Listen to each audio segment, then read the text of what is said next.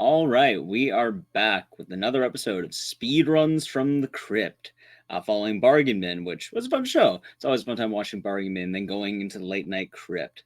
So last time, a couple weeks ago, we focused on episodes mainly relying upon friendship and escort missions and all that. However, this week we're going to be changing up a little bit. We're going to be going it alone. We're going to be taking a look within ourselves.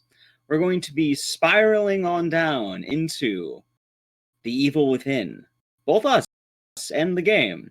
And we're going to have a fun show. So today's category is going to be a bit different than what we normally do here. Normally we have a variety of games, but today we have one. The kicker, though, is our runner, Jigsaw Killer. Yes, the very same Jigsaw Killer. The very same. I would put it on, but I sound weird when I do it, but I like showing this off. However, for Halloween. The very same is going to be going through Akumu difficulty, which I'll let him tell you more about it, but just understand it's going to be a very tough category and a very tough run. Anyway, Jigsaw, would you like to take it away? Okay, hello there, everybody. I am Jigsaw Killer. For you guys who don't know, I'm a speedrunner from Ireland, and yeah, today we're going to be doing a speedrun of Evil Within. So yeah, let's get right into it, shall we? So Akumu, it's the hardest difficulty of 4. One hit and it's all over. Worse than Nightmare, this is pure hell. They really hype up this difficulty, and it lives up to the hype. So yeah, so let's just go into the game here. The game timer will start just a few seconds after this loading screen here. So let's do it. Let's do it. All right.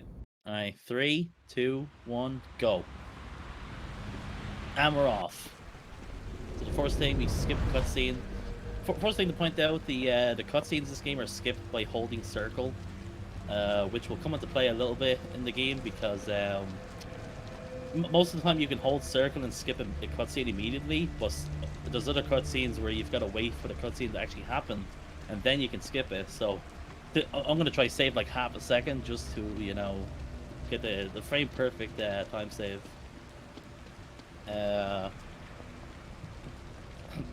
yeah, one thing as well I should point out is new game. We're doing this a new game. It's not New Game Plus, so we're doing this totally fresh. It smells like blood. All right. Stay sharp. And chapter 1 here, pretty interesting chapter because we don't really do We're gonna check much. it out. Don't It's let completely anyone else different through than the rest of the game. We don't know what's happening here. It's a nice way to ease on in. Yeah. Yeah, so essentially chapter 1 is like the tutorial chapter. It's very different than chapter 2 and onwards. So this is what you're going to see for the next like 10 minutes now. Holding forward. This is Did you hear something? this is the pinnacle of chapter 1. This is it. This has become like a giant meme in my channel. Anytime I reset, I'm like, oh great, I get to just sit here for the next like 12 minutes or something. So while we're waiting, I guess just a couple questions to kind of build in since we're building the game. One, so I think we decided, or you mentioned as well, we're doing no DLC pack for the category. Yeah, no DLC pack. So so the DLC pack in this game, it's the pre-order pack that you get with the game. It was allowed in very early when this game came out because the pre-order pack gives you a med kit. It gives you a double barrel shotgun. It gives you flame bolts, which are the most important part for the speed run, and it also gives you a poison bolt as well, and 5k gel. So like all that mixed together, but the most important part of that is the flame bolts. They're like really powerful for speed runs. They make a lot of segments of the game go faster, so you'll probably save about 2 minutes of time than if you do it without the DLC pack. But for this GDQ run, I was like, there's actually more mechanics going on in the game without the DLC pack. So I thought like, hey, let's show off more of the game rather than skipping some segments that look a bit boring or that kind of thing. So yeah, also, I want to note the irony of the Jigsaw Killer getting hung up in a trap. Yeah. So yeah, this guy here, this is the sadist. You'll see him throughout the game. The first thing we're going to do here is for a bit of a time save. So you can actually get time save coming out of this knife. Usually it would take like 3 swings to get out, but you can actually get out of it in 2. And I do this by moving my analog stick anti-clockwise. And this consistently will make me grab the knife in 2 swings. People ask me all the time, like, how are you grabbing it in 2 swings? And I actually don't think it's that strict, now that I think about it. But I've heard people say that they can't do it. But, yeah. One thing as well, I'm currently using a PS5 controller, which is pretty good. I prefer to use like either a DS4 controller or the DualSense now. Wait, it works on PC? Yeah, it does. So you'll probably see me. You're probably wondering, what am I doing right now? We are crouch walking. This is faster. This speeds you up. So if you spam the crouch button like this will actually speed up Sebastian and make him go slightly faster. Okay. This isn't like that much in the game. I think it's, for the most part, it's just in chapter 1. I could be thinking wrong there, but yeah. But like I said, this chapter is very on rails, so you're not really doing much. So we're just gonna be going ahead here. So once we get here, the Sadist is gonna chase us here, and he's gonna be wielding the chainsaw. You can actually see it right here. One other thing I'll talk about after we get by this, because this part's usually like very loud. But I'll talk about the frame rate. The frame rate is really important for this game. Also, while we have a moment, there's a lot of people in chat who are saying hello, Jigsaw. Hey, hello to everybody. I'm glad to have you guys all here. Thank you so much, everyone, for coming by, especially at this time. It's so late in the night, so just know I greatly appreciate it. You guys are all awesome. Thank you very much, everyone. Glad to have you all here.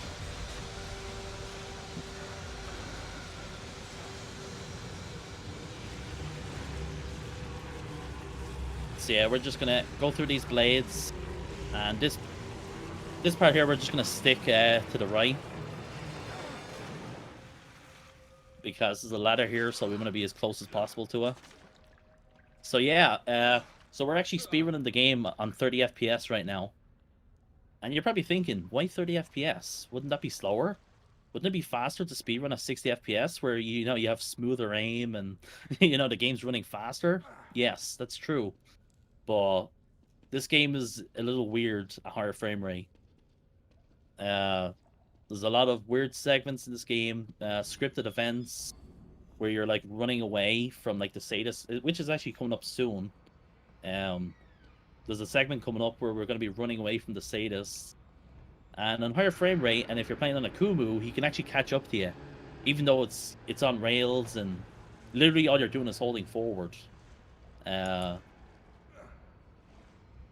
So yeah, but the higher frame rate, the game's just going to be like, hey, we're going to kill you, even though you're actually supposed to survive this part.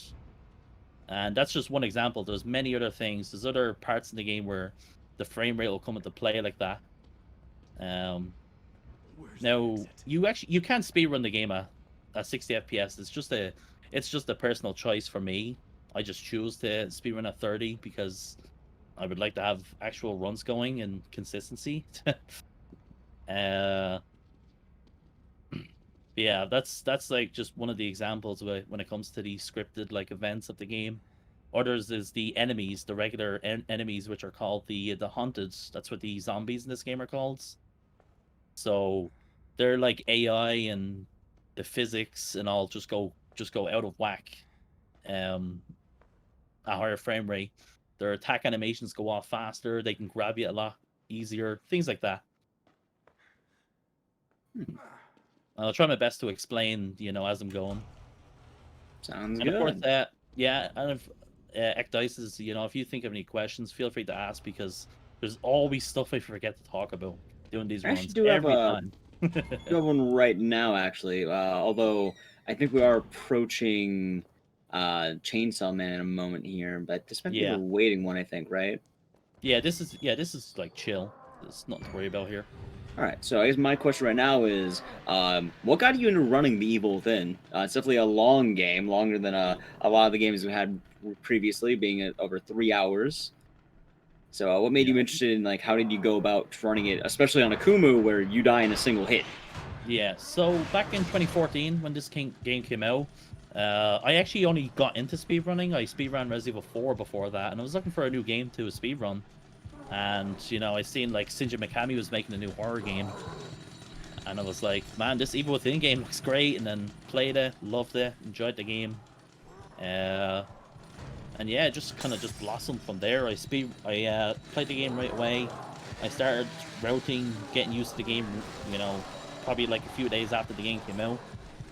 So yeah, I've been speedrunning this game for 6 years now, I think. Pretty long time. Yeah. So this locker segment here, there's actually a skip here. But because we're playing on a Kumu where you die in one hit, we can't really do it because it requires you to take damage for the most part. There is a chance you won't take a hit, but it's like 10% chance you won't take a hit. So you want to do it on lower difficulty. Okay, so to escape here, we're just going to throw bottles. That's a bit tricky what I just did there. You need to go to the box and like aim down with the bottle. So if you just throw the bottle like while the camera's faced into the middle of the screen, you won't break both the boxes and it's over. Game over from there. So this is the part I was talking about. On 60 FPS, the status can catch up to you here, when all you gotta do is hold forward.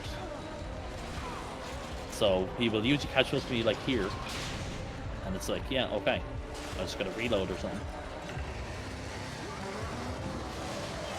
So for the most part, this is just chapter 1 here. We're getting very close to chapter 2, where things will get very interesting.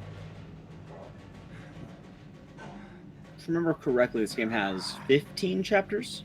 Yes, 15 chapters. And this is the chapter 1 it's actually not even the shortest. The shortest chapter is chapter 8. That's only literally 5 minutes. We just literally run through that chapter. So this intro is unskippable, but I'm not gonna complain. It's amazing. It's a pretty chill intro. And let's see. I'm trying to remember. So with the loss of the DLC pack, I'm assuming we're going to be seeing very different routing than you normally do, right? Yes, we're going to be doing different strats for areas. Specifically, like chapter 3 is going to be very different with the way there's a boss fight with the sadist in chapter 3. That's going to be very different. You know, just in general. For the most part, I won't be picking as much trap parts. But yeah, it's kind of a thing that I'll explain as I go. But yeah, it's actually not that much difficult, but like I said before, the reason I wanted to do it is because it's more just mechanically more fun to do than if you do it with the DLC pack. Because there's a lot of parts you can just like cheese, and it's not like that interesting to look at. But so that's why I'm doing this. So I thought, like, hey, it'd be way more cool if I did it without the DLC pack. All right. Okay, I know so in oh, go ahead. Yeah, go ahead. I know in chapter 2 the actions didn't really start kicking in, so I kind of did want to ask. I saw a few people in chat mentioning their counts on Akumu. When you beat this for the first time on Akumu, how many times did you die?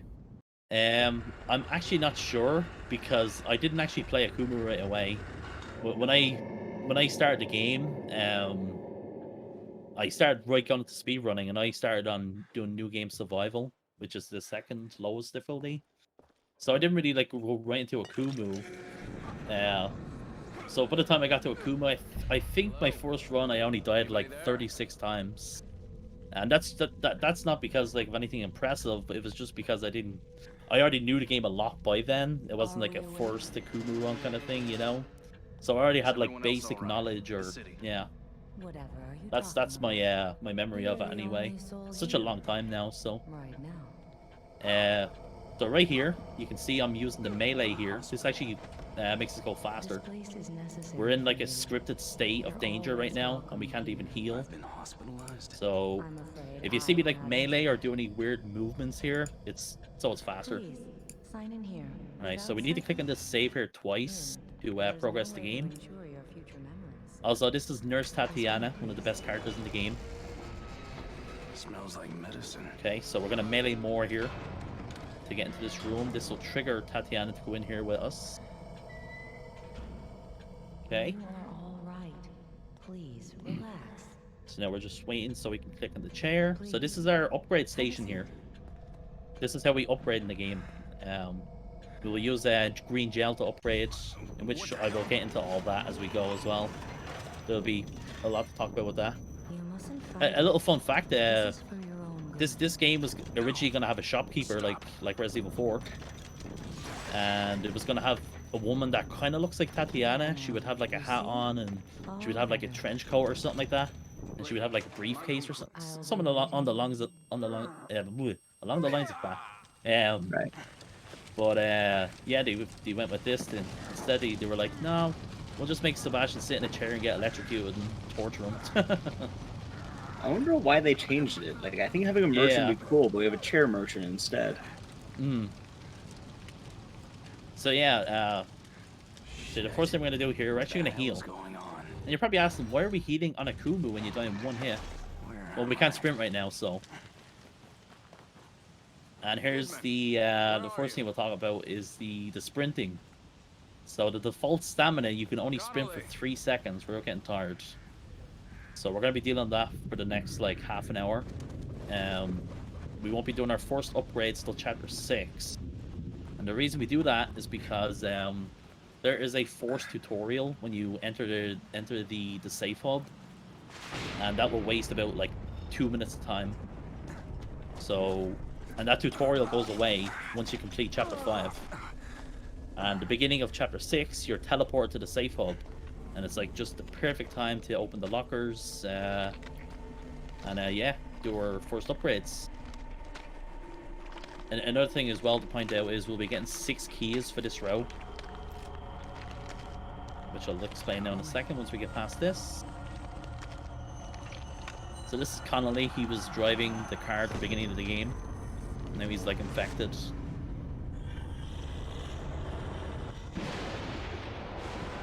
Sorry, Connolly. We just gotta run. So yeah, like I was saying about the keys, so we get 6 keys. The reason why we specifically get 6 keys. Were you warning me about this? Actually, let's let this You dialogue Leslie, play. right? I'm a This police is unique. officer. Maybe I should help you. Should help you. Shit. How am I gonna get you to a hospital? Hospital. Hospital. Hospital. Hospital. Hospital! What the fuck? Legendary moments. Okay, so yeah. So like I was saying, we're gonna get 6 keys. And the reason we get specifically 6 keys is because we want to get 2 lockers of gel, which would be 10k gel. And we're guaranteed 2 lockers of gel if we open the 3rd and the 6th locker. So I don't know why that is. Like, the lockers are randomized, but I've come to figure out that the 3rd and the 6th locker will always give me gel, guaranteed. So with the rest of the Potentially, locker... oh, go ahead. No, what were you gonna say? I'm interested. Potentially dumb question. So if 3 and 6 are always gel, is 9 also always gel?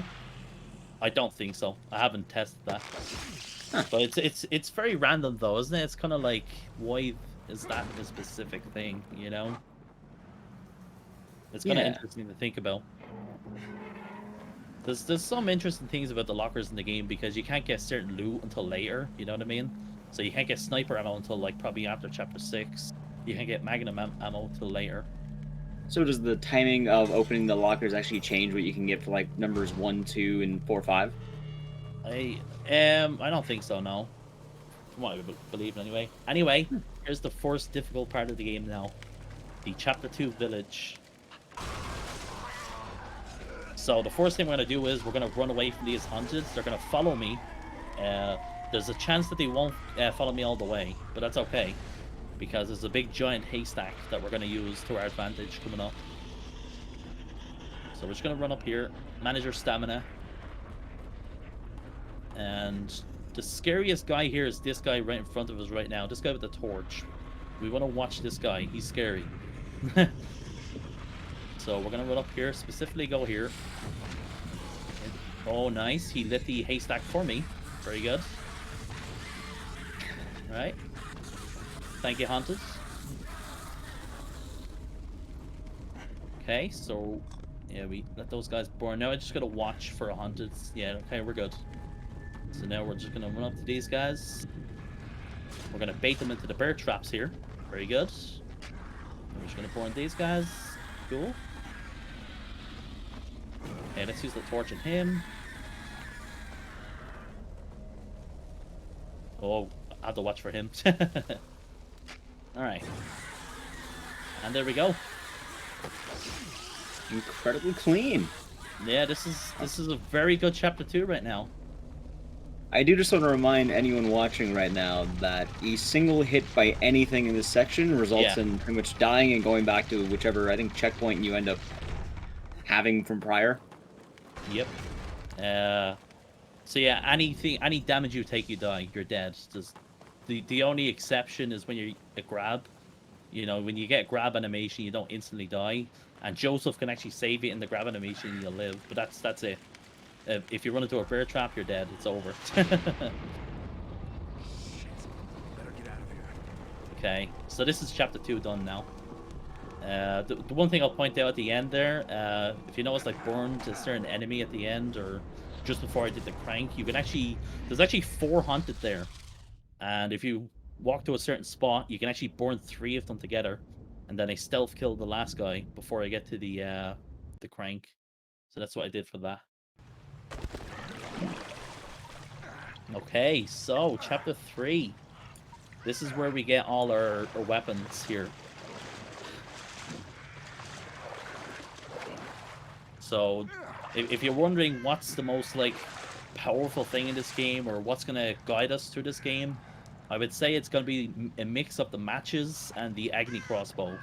The Agony Crossbow in this game is insane. Okay, we'll be doing lots of tricks with those, so you'll notice here I'm aim walking. That's what I call this. This actually speeds you up, makes you go faster. You'll see me do that at moments where you can't sprint, or you can't sprint. So if you're able to melee or aim, it'll actually boost you up, make you go faster. All right, so we're gonna get this gel. We're gonna go this way. So this, when I was talking about earlier with the DLC pack, if I had the DLC pack, I would actually go right now, on the right side. But for this, we go left because I want to get this axe here. Who's there? No, don't shoot. I'm not one of them. Okay. I'm a doctor. So this is Jimenez. You were in the ambulance. He's actually the guy that brought us into this world right now. Have you seen He's the one that activated it. I saw him running up ahead, but come this way. Okay. Quietly, mind you. So there's some tricks we can do here. I'm gonna purposely face the camera here. This will give me a mini time save. And also, if you point the camera at this door, it ends this segment quicker. No idea why. I think it's because the enemies are not on screen or something, but there's 2 points where we'll look in through the binoculars here. Good Lord. There are too many to shoot. So yeah, we're gonna point the way. Okay, let's make sure I equip the handgun. Okay. So yeah, we need to hit this crank before we can actually use it. So right now we're gonna go to the sadist, which is gonna be like, that's what you need to do to progress in this chapter, to end the chapter, or whatever you want to say. And if we go through here quick enough, we can go through all these here. They won't attack me. You can actually do this a lot in the game as well.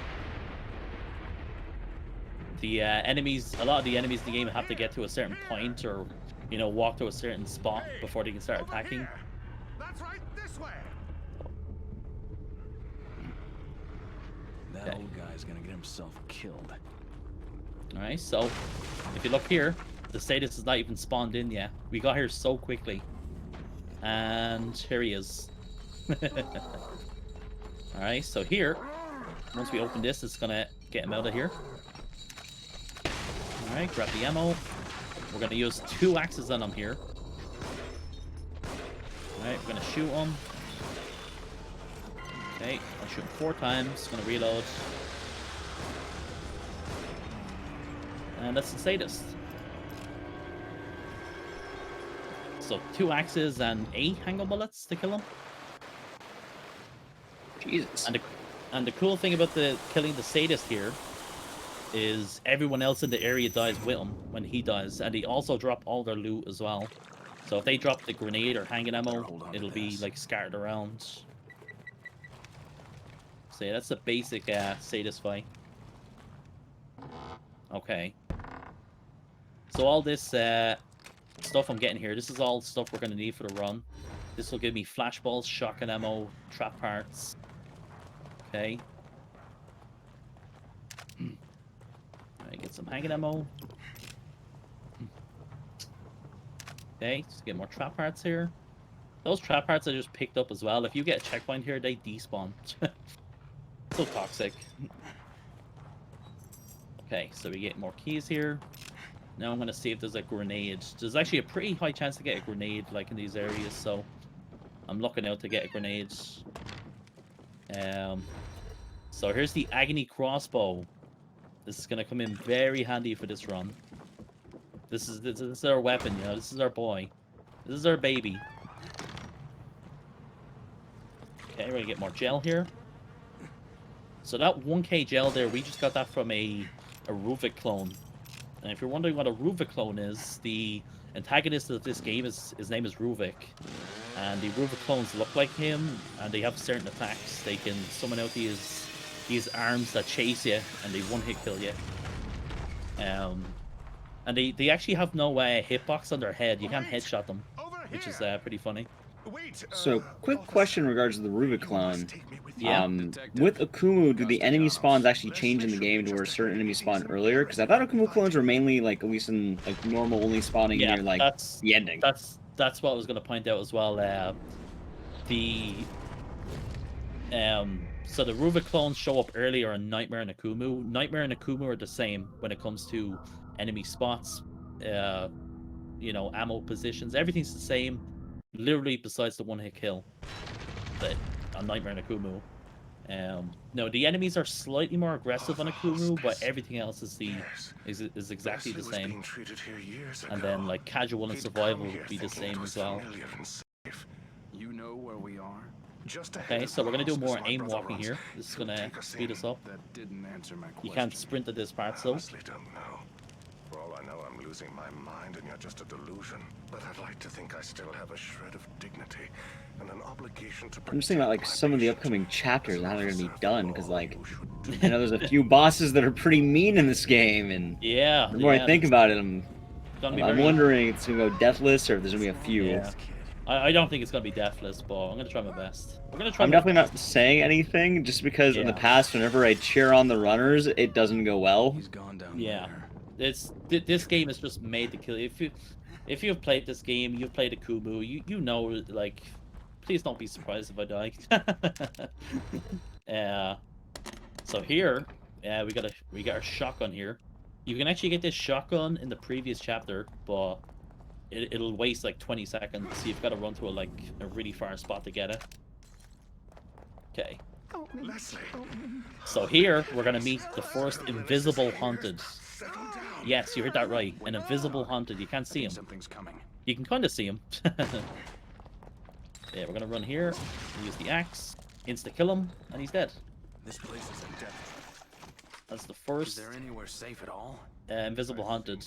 That's now, I'm sure if you guys did your first playthrough, you probably hated these guys. But good news, they get bullied in the speedrun, so you'll be able to get some like satisfaction. Okay. Also, I don't think I equipped my weapons, did I? No, I did. Okay. I didn't even realize I did. Okay. Who the hell? Okay, coming up now is another section that's very scary and Doctor? very high Leslie? chance of dying.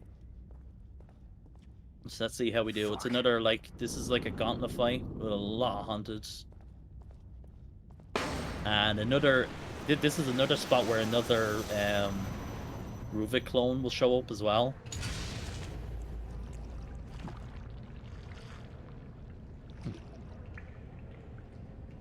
Okay. Alright, let's see if we get some jigs aim here. Oh, okay. Nice. That's good. Didn't miss too many shots. So that's another thing to point out with the handgun. The handgun in this game is so troll with its aim. Also, before let me buy another explosive bolt for later. Okay. So I'm setting an explosive bolt down there because a Ruvik clone is going to spawn and he's going to run into that. We're going to hope he dies from it. He doesn't always die from it, but it's fine if he doesn't. He'll die literally in like one handgun shot afterwards. Okay. So yeah, Ruvik's going to summon a bunch of hunters to do his bidding and kill us here. So the first thing I'm going to do here is I'm going to sprint away. This is going to make them come for me quicker. This is what we want to happen. Also, that Ruvik clone is dead. So that's nice. This part's going to be a bit easier. Okay.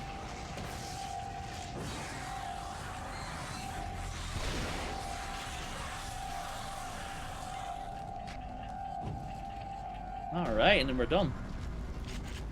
Very good fight. It's actually one of the best fights I've had in the last, like, week, I think.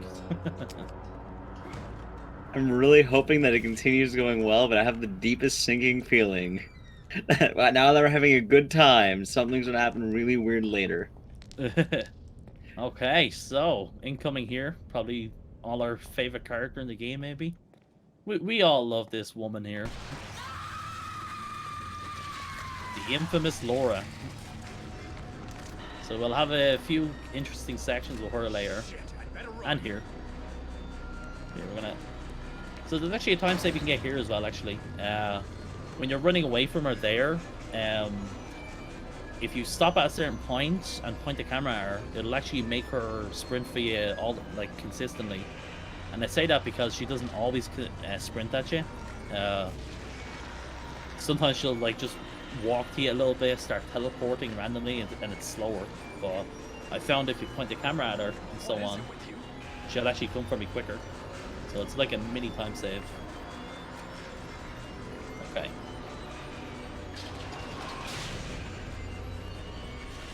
Okay, so she can actually hit you through this elevator, by the way. Her hitbox actually goes through the elevator. So I gotta be careful there. So this is the so this is chapter 4 now. So we're actually gonna wait for Laura here.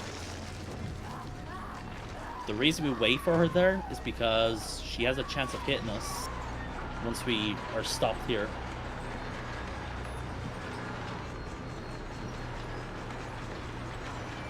Okay, this is scripted, nothing to worry about here. I made it. I can't believe it. Okay.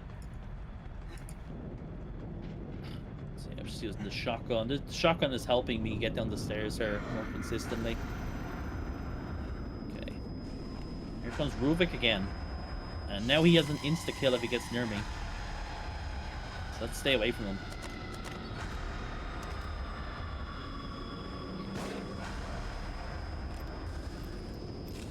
I always shoot him there because he teleports right after.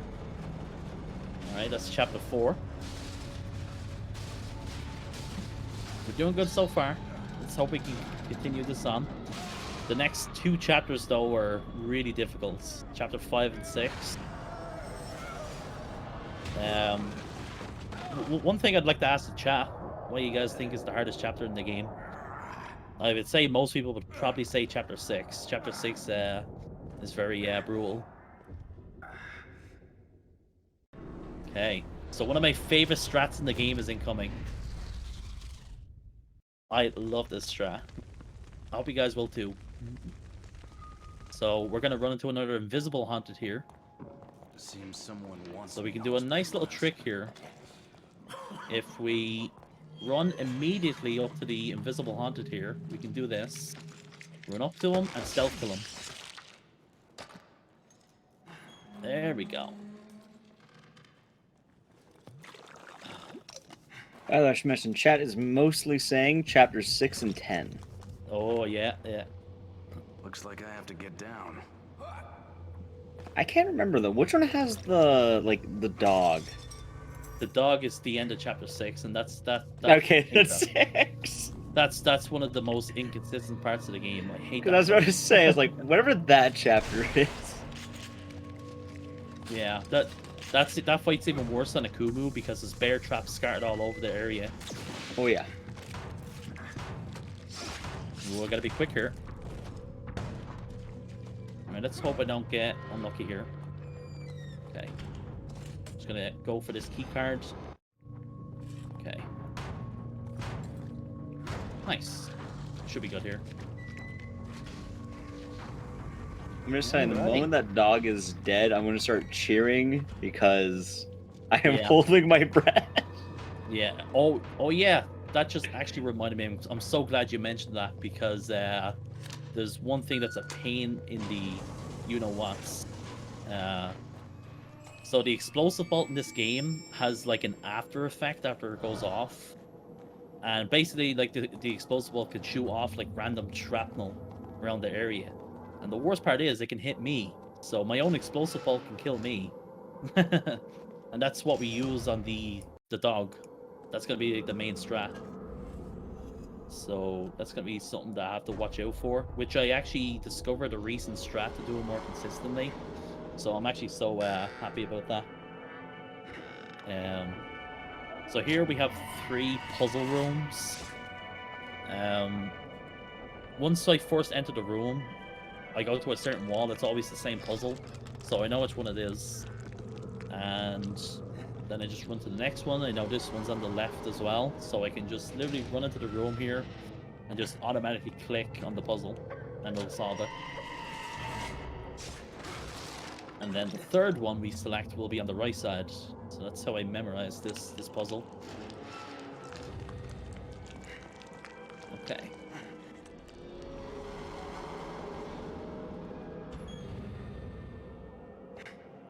Okay, just run in here. Okay, so another cool strat we have incoming. I hope I don't fail it. So there's a cool effect you can do with the harpoon bolts. If you shoot like a haunted around their like chest or their stomach, you can make them like fling across the room. And we're gonna use this to actually skip this area. But there's a chance I can fail, so well, if it fails, it's fine. I can do a backup strat. Okay, so here's Joseph. We were with him at the beginning of the game. That's much better. Let's get out of here. We're going to be doing some babysitting with him in a second, coming up soon. Okay, so let's see what happens here. Very good, success. So she didn't see me there. So I used a harpoon, and that prevents her AI from being activated, where she doesn't see me. So now we can just run by, and we've like just totally skipped this part now. And Joseph's like gonna teleport here with me too. This looks pretty sophisticated. And Joseph will unlock the Why door. would they put a bomb like this? And yeah, we're good. Do you think we can get past it? Stand back. Let me see if I So, can disarm it. question. Yeah? Do the rules of Akumu also apply to Joseph? No. Thankfully not. No. But So he Joseph can definitely is very- tank things. Yeah, he can. He is still fragile, but yeah, he can take a few hits. All right, so we do have one of the hardest parts in the run incoming, the water tank fight. This fight is brutal. So yeah, this is gonna be one of the parts where we Let's just gotta get out of hope here. that we don't get too There's bad something wrong RNG. with this place. But we're gonna do something here that you guys are probably not gonna believe me. We're gonna make Joseph useful. We're gonna attach an explosive ball to him, and that's gonna carry over into when we get to the fight here. So a hunt is gonna run into him and it's gonna explode with him on it, and he doesn't take any damage from that, so it's pretty amazing. He's We're just gonna be doing this. accessorizing. Yeah, we're gonna be doing this a few times in the run as well. A couple of times in the run, we'll like attach a bolt to Joseph. All right, here we go. So this has like 2 phases. The first phase here, we gotta kill 10 hunted. I think it's 10 to progress. So we gotta kill a lot, and they're very aggressive. So there's a very high chance I can die here. But let's hope I get some good RNG. So the first thing we'll do is we'll jump down here, get a stealth kill on her. Okay, and we're gonna use her body to burn this guy if it works. Nah, it didn't work. It's okay.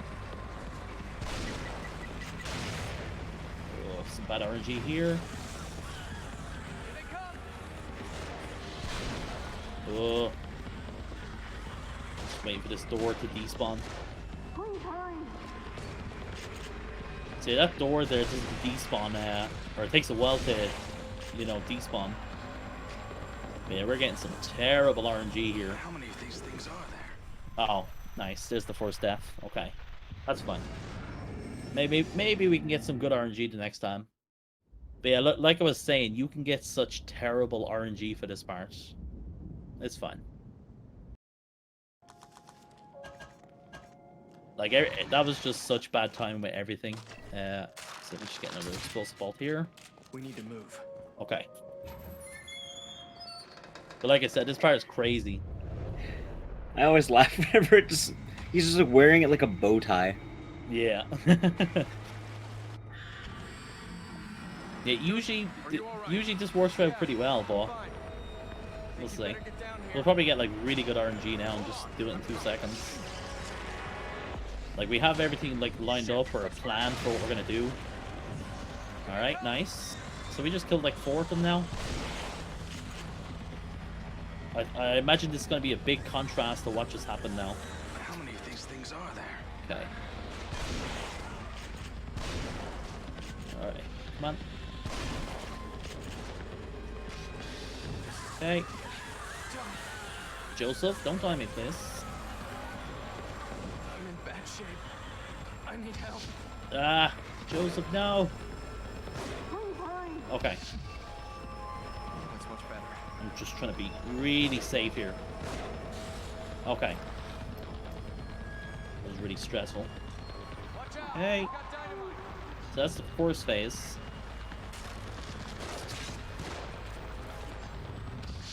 So as you can see, this part can be like just horrible to get through. Okay. Alright, so here there's gonna be 4 hunted that are gonna come through this door, but you can actually block them with this door.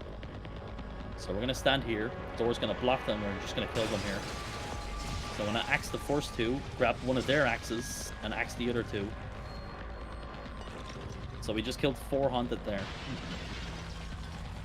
Okay. Alright. Axe this guy.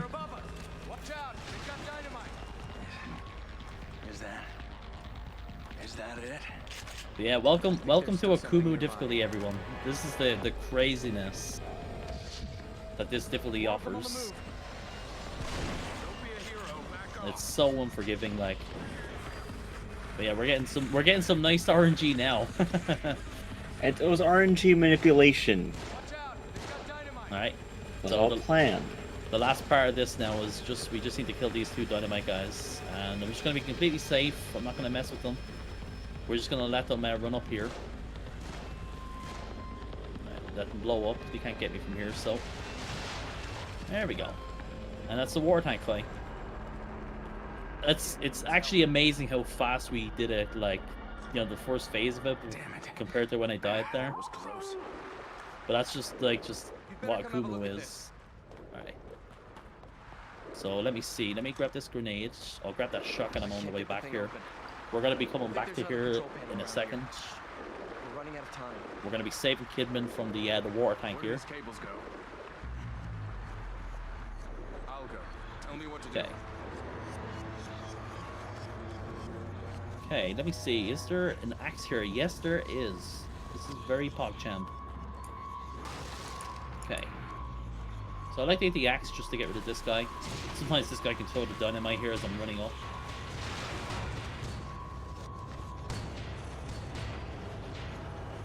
Okay. So we shoot that, get that key. One thing I should point out is what I did there to get through the gap there. If you press the melee button while pressing the crouch button, you can go through gaps quicker and so on. Okay. Set the upper dial to... Damn. I wonder what the dial code is. Okay. Another bit of a scary part incoming here. We gotta protect Joseph here. Alright. Finally, there's just a torch there as well for us. Thanks, game. Also, you notice we just ran by 2 haunted there. This is another spot where if you just run immediately, you can just run past them. Because they have to run to a certain spot before they can start attacking. You there? Okay. Let's just making a way here.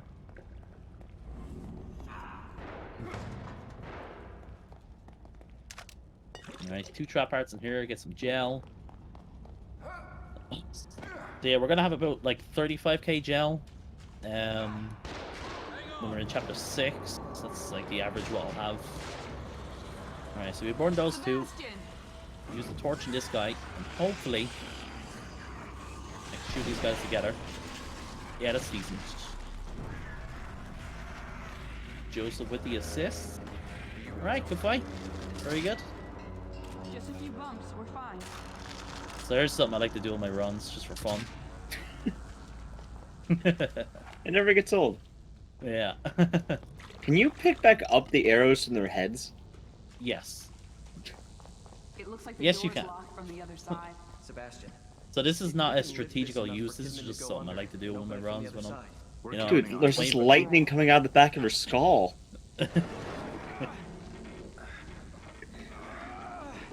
Nice visual effect.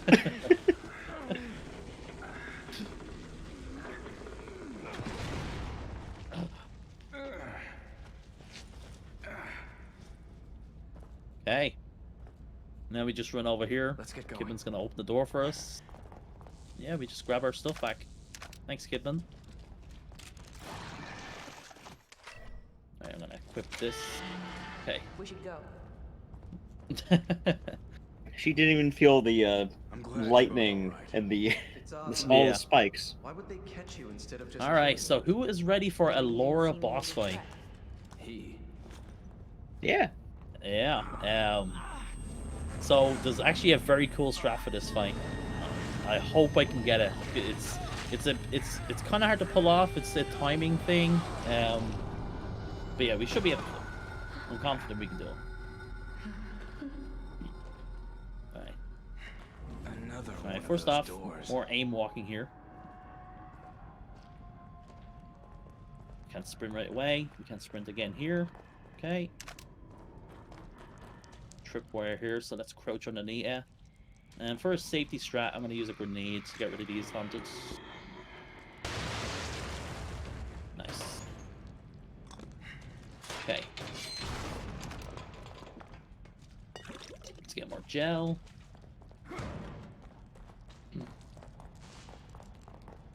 Alrighty, so yeah, Laura's gonna spawn from this body here in this room. There she is. We're gonna get our last key of the run as well.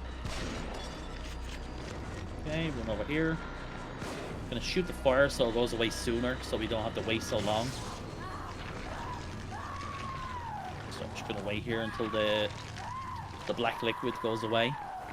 Then we can freely run. That doesn't do damage to you if you're wondering. Fire seems to work. Okay.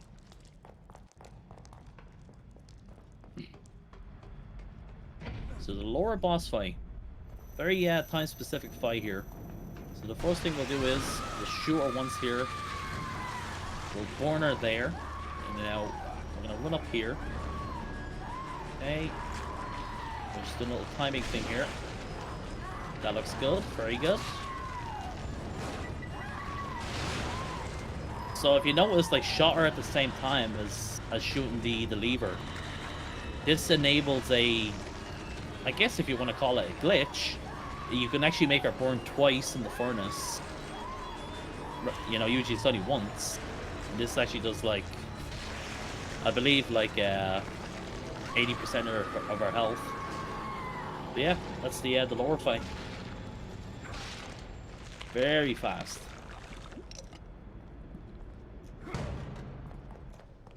I would say that you're on fire right now, but I think Laura has that covered. Okay. I'm very happy that worked in the first try, by the way. It's such a cool thing with the shotgun, just hitting both the lever and her at the same time. Yeah, it was discovered by some random Japanese runner on YouTube, and he messaged me. He was like, "Hey, look at this." I was like, "Whoa, this is crazy." All right. So I set down an electric bulb here. There's going to be 300 that are going to spawn from these tubs, and you can't actually kill them. You've got to stun them. Either knock them on the ground or stun them, and you've got to go up to them and press circle, and you remove like something from their heads to actually like finish them off. So we're gonna purposely stand in the middle here.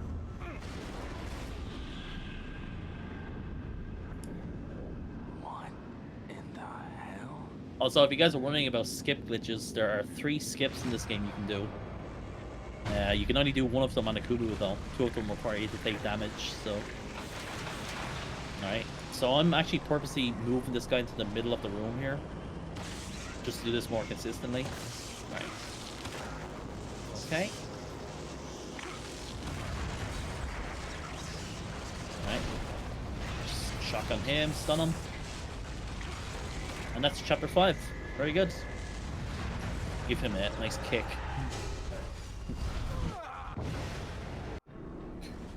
So yeah, the skip we'll be doing will be in chapter 11. That's not for a good while. Now we have the... Sorry, what are you gonna say? Oh, now we have the hardest chapter, according to most of chat here. Chapter 6, everyone. Here we are. This is it. Let's see if we can do it. This is I think this is probably the longest chapter in the game as well. It's about 23, 24 minutes in a speed run. It's very long. You should take better care of yourself. Okay, so this is where we're going to do our upgrades. Like I pointed out earlier, we wait till now to do our upgrades because there is a forced tutorial that goes away once you complete chapter 5.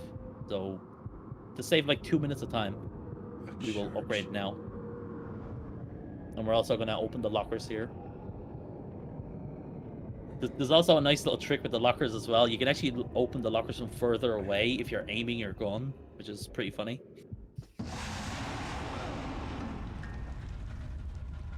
That's one thing I'd like to point out why I love about this game. There's so many little details in this game.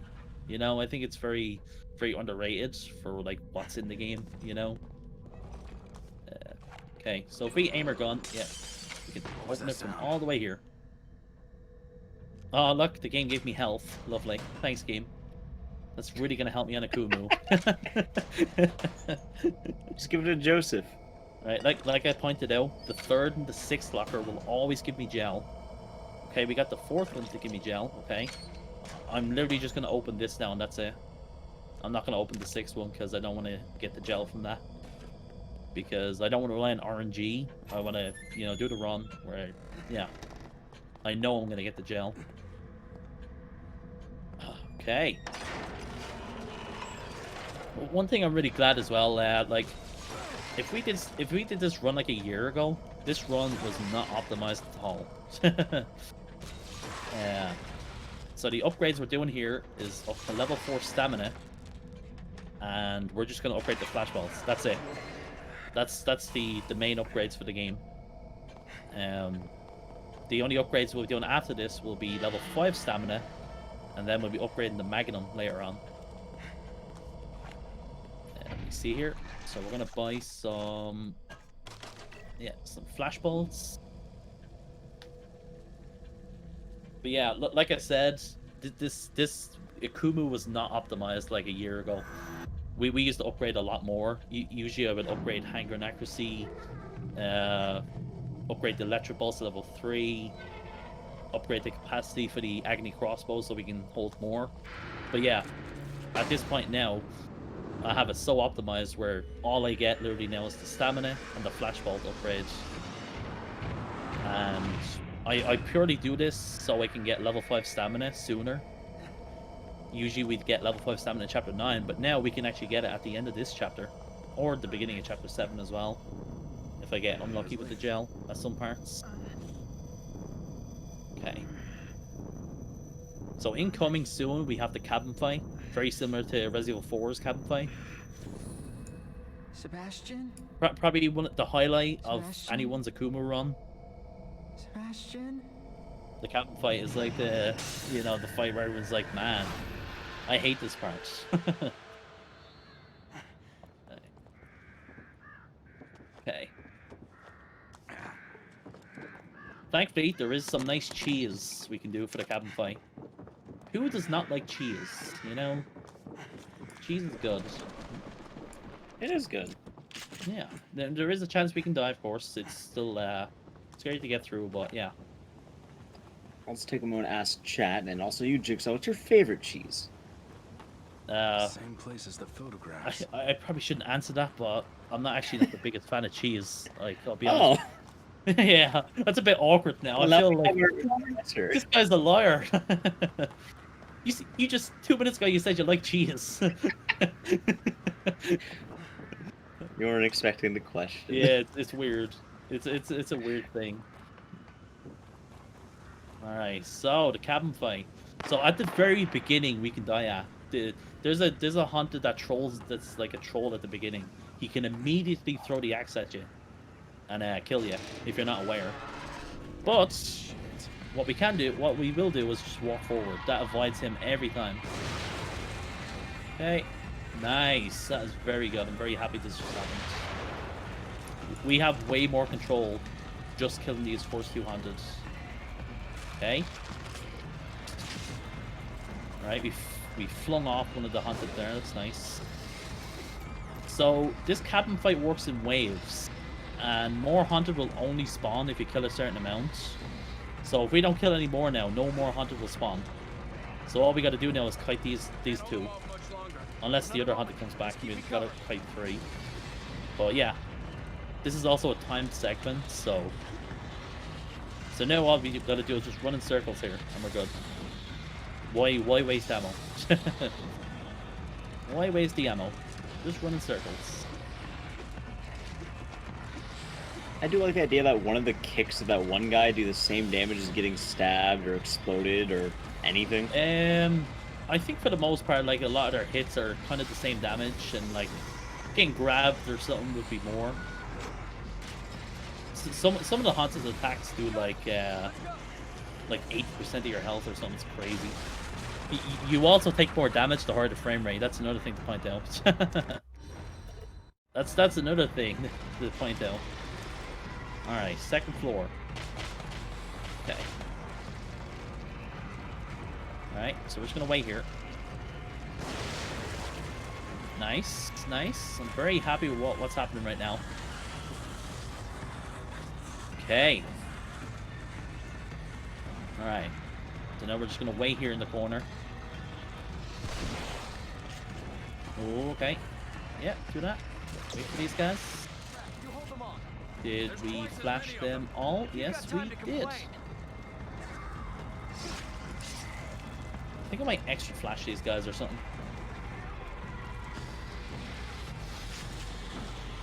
Okay. So I can actually kill the woman hunted here, and still no more hunted will spawn. I usually try to kill the big hunted and the woman together, but I didn't really have the chance there. So we're just gonna fight the rest of these guys till this segment is finished. Alrighty. So yeah, one of the toughest parts in the game, cheese. Cheese to oblivion. But you don't like cheese. Yeah, cheese to oblivion that I don't like cheese. I would like to point out, I do love pizza though. Pizza has cheese in it. But I don't know, I just can't really taste the cheese in So it. mozzarella's a cheese. Yeah. Hog. I agree. Alright. Hog. Alright. Oh. Let's go. And we're done. Very good cabin fight. Okay, so now we're gonna grab our sniper rifle. Alright. So we're gonna put that in the quick slot. And the first thing we're gonna do here, we're gonna run to this corner, and there's gonna be a haunted here, peeking out. We're gonna snipe him in the head because he drops an axe. We're gonna pick that up in a bit. Okay. Right, we're gonna get these guys. One thing to point out, Joseph has a very high chance of dying in this part, which is really annoying. Alright. Okay. I'm gonna put an explosive bolt into that. So this part, we've got to shoot four of these cages down. So we got 2 of them already. This is the 3rd one. We got 1 more. Okay. Now, take a close look at Joseph's health there. Okay, very good. And we just hide here. Ooh, harpoon's coming. Okay. Right, get him down. Fight his axe. Okay. Alright, and once again, we're gonna fight the sadist. We got the chainsaw from earlier. He's back. Once again. Okay. Alright. So, we'll drop the axe for now. I'm gonna snipe this guy in the head. Alright. Flash him. Use the axe. Alright, and that should kill him.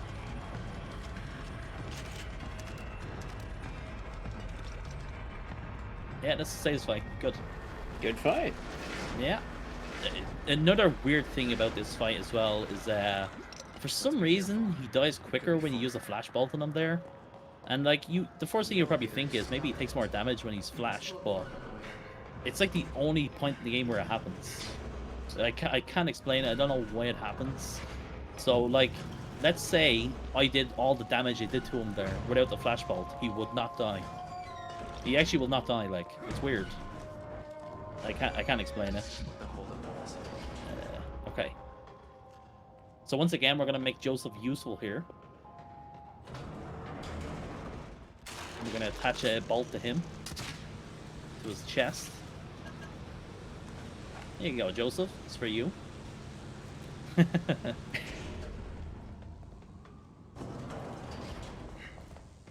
Okay.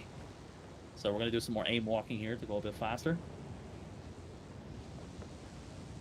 Do you think Kidman is okay? So this is gonna come into play here in a second.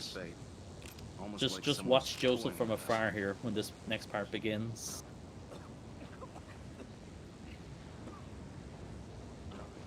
Okay. Alright.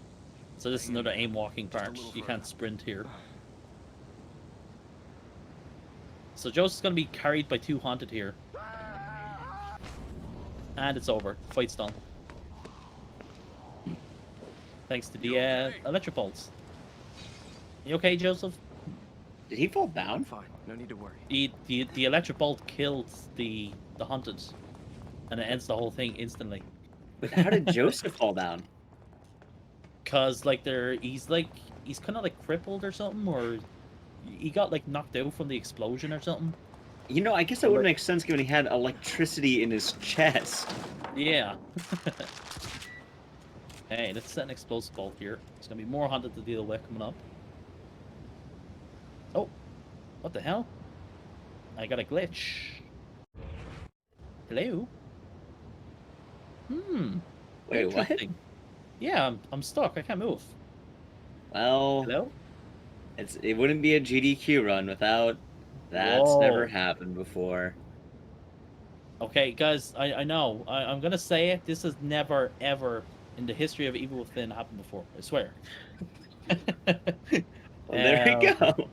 Yeah, I don't know what to do right now because we can't even like go out of the game or like pause the game properly.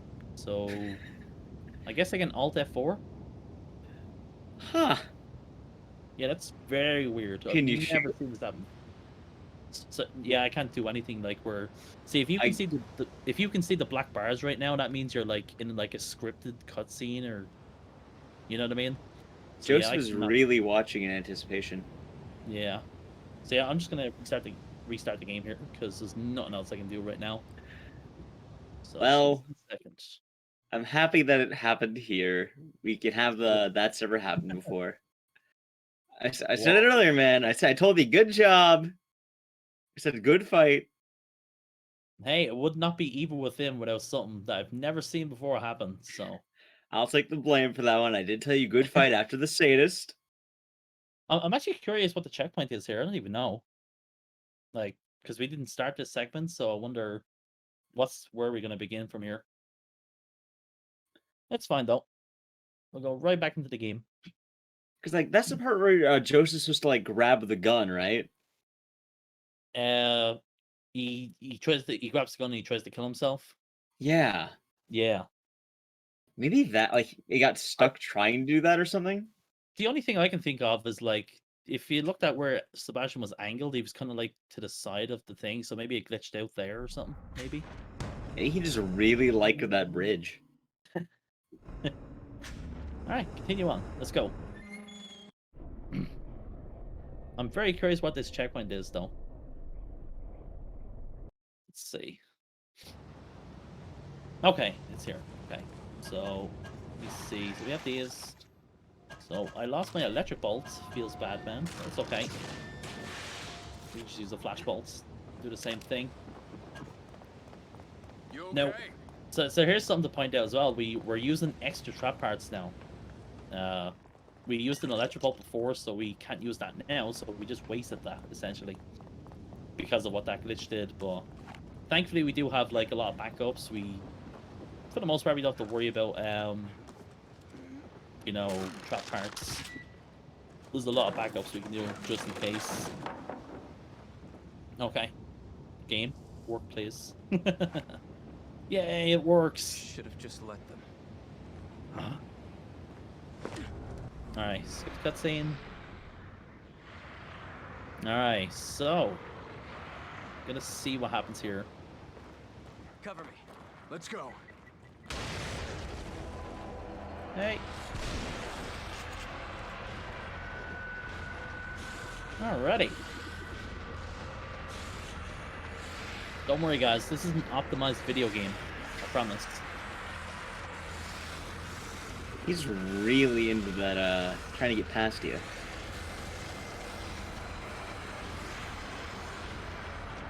I don't know if Okay. he's gonna do it. No, he's good. They're not moving here. So this part here, the hunters are designed to go after Joseph. So unless I attack them, they will not attack me. So we can just block them here. Right. Just patiently waiting. Yeah, you can just chill here. Sebastian's blocking them. Let's give them a nice smack before the segment ends. Hurry, this way. I like to believe that they also soft locked the game and now they're on the other end of it. Yeah, so one thing that's interesting, that actually only works on Nightmare Nakumu. The lower difficulties, their AI is different. I don't know why it is, Joseph, but yeah, are you all kind of right? interesting.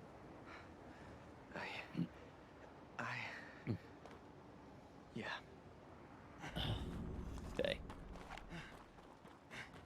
All right. So I'm gonna go over here and grab some trap parts over here. This looks like some kind I wouldn't of actually market usually place. do this, but because It we had to looks use that deserted, flash just bolt, like I might as everywhere well. else. We oughta keep Just moving. in case. Let's open this chest. There we go. So in this chest is that trap parts we can get. Let's go over here. Grab that gel. See how much I have. So yeah, I want to go over here. We're gonna grab some shotgun ammo.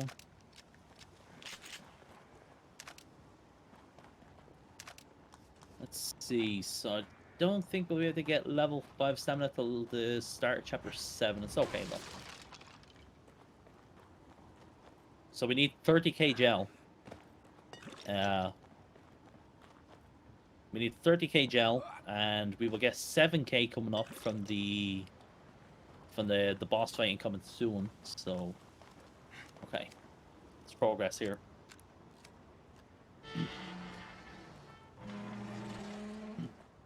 The more I see Sebastian pick up the jars, I have to wonder, where is he putting all the gel? I always like to think he has an invisible attaché case like Leon and Ori 4, Where do you you know? suppose we are? More like when? Maybe. But it just This filled with architecture green seems jelly. Straight out of the Middle Ages. Yeah, but there's electricity, elevators. This place can't be real. It's like Okay, jumbled up memories. so I'm gonna switch weapons here to the shotgun so we can aim walk here. So coming up, we actually have 2 boss fights. One is with 2 giants, and then we have the infamous dog boss fight that we were talking about earlier. I'm counting on you. All right. Bit of an interesting part here too. So as long as we're quick here, we can just run by this Hold on a part for the minute. most part. Let me climb up here and There's, see if I there's can a get a look sniper ahead. here, but as long as you're fast here, he won't actually be able to shoot you. Okay. Do that. Hey. Find cover. Right. They're Just shooting. aim walk over here. So once this cutscene thing happens here, you're totally safe from the sniper. We just gotta worry. There's like 4 hunted here though, but yeah, we can just shotgun them. Grab this explosive bolts. Do that. So I'm just shooting them away as we get over here. Okay, get through this door. And we go through. Very nice. Keep going. I'll cover you.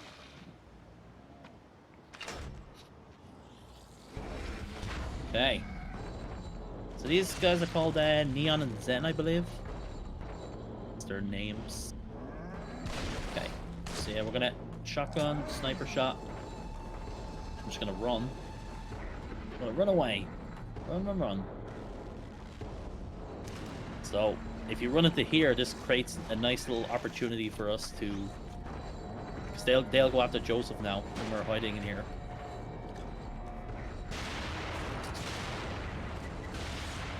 Okay. Now's your chance. Finish him off. So let's shoot them together. Snipe. There we go. Good fight.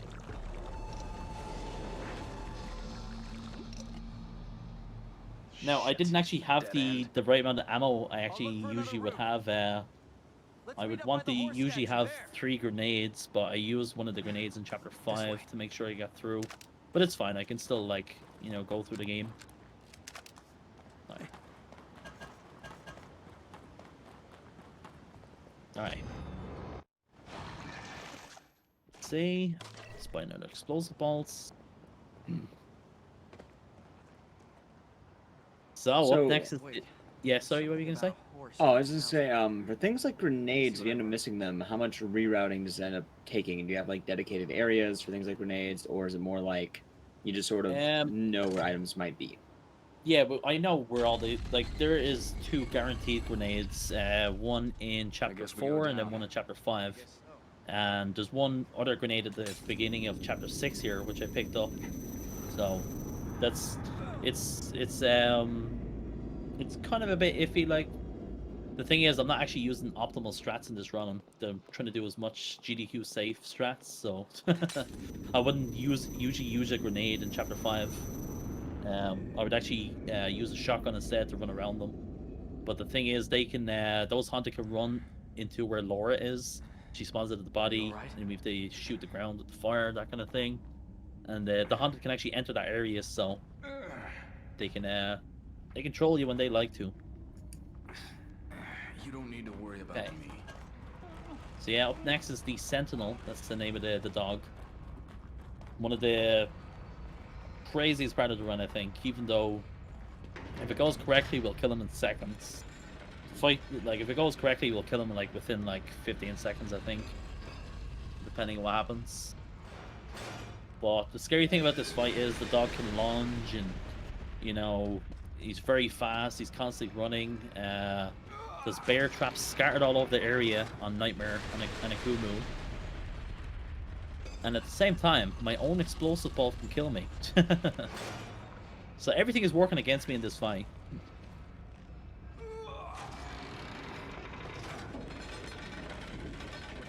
writing. Right. Doesn't mean anything to me. Should it? Hold on a second. I jotted something down. Okay. So this puzzle here, you've got to literally for this puzzle, you've literally just got to turn the lever once each. All the 3 levers in the area. And the puzzle's done. And the safe way to him will be opened. This puzzle, does it change based on the difficulty, or is it relatively static? No, it's all the same throughout all the difficulties. It seems that was correct. All the same. Alright. So let's make Joseph useful again, shall we?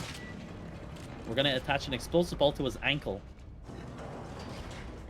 This will make it so the explosive bolt will explode during the cutscene at the beginning of the dogfight here.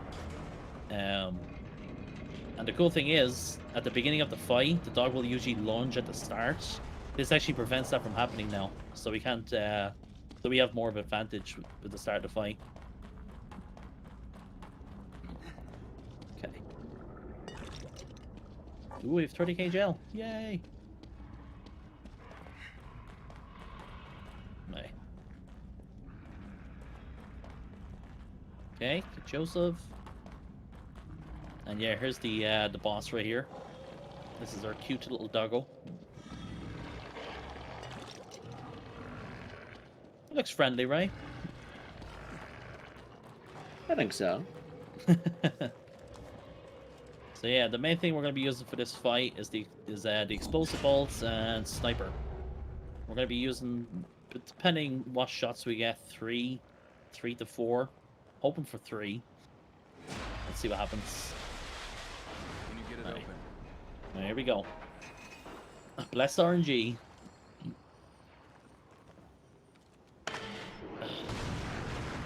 Alright, so at the beginning of the fight, you're gonna hear the explosion go off. You'll see, like, there we go.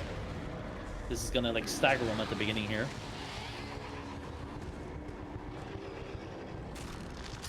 Okay, do that. Oh, it didn't go off. Oh, that troll, though. Okay. I got really unlucky, man. That's unfortunate. Yeah, that happens. Sometimes the explosive bolt will not go off. Even though you could clearly see it was underneath him, it just doesn't go off. I don't know why. That's very unfortunate, man. This is the fight I was the most worried about with this one. Yeah. So hopefully in round 2 is going to go better. Right. This is the backup strat. Just gonna wait.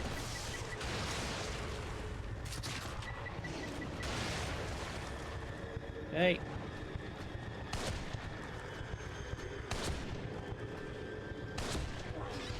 Nice. Good fight. So yeah, this is just showing how unforgiving this game is, you know? The stuff you gotta deal with.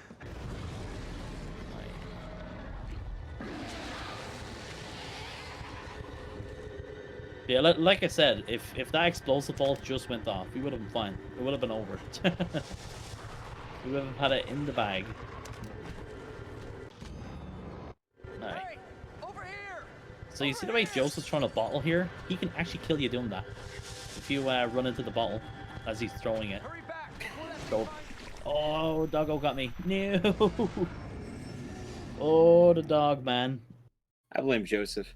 Yeah. It's okay though.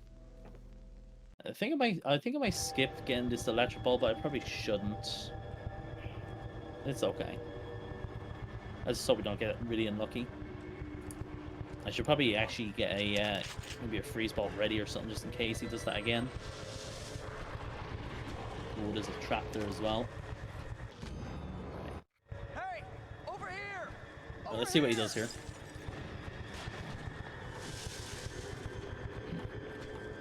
Puppy. There we go. Scary, man. Yeah, the main reason I died there is because I was picking up the electric bolt as well. I didn't have time to pick up the electric bolts during the first phase of the fight. Feeling normal. If I did, we would have been able to consistently run back Focus on there. finding Kidman. It's like a real like timing thing. It's okay. We got through. We're good. Jeez, Chapter Joseph, 6, all that for a pair of the glasses. toughest chapter in the game, done.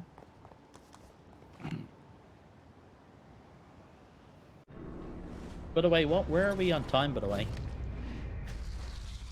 On mine, I'm saying about 117-ish, 118-ish. Okay, yeah, that's pretty good. Cool, cool. But yeah, at the same time, like, doing this run, I was fully expecting to die or these things to happen because it's a good way of That explaining the sounded game, close. you know? It's a good way of Safe in here. showing what's going on and Nothing's gonna what get can you. happen, how brutal the game is. It definitely shows the stake of everything at hand, and we're not just Yeah. joking when we're saying that even a single hit will take you out. Like you are, Yeah. get hit by a stray bottle, you're dead. Get hit by a dog, you blow up. There's constant threats around all the corners, you know? Okay. So there's a mini time save we can get here if I'm literally spamming circle and X at the same time here. You can interrupt Sebastian's dialogue there if you spam circle, and then you can just instantly click on Joseph. It takes about like 3-4 seconds.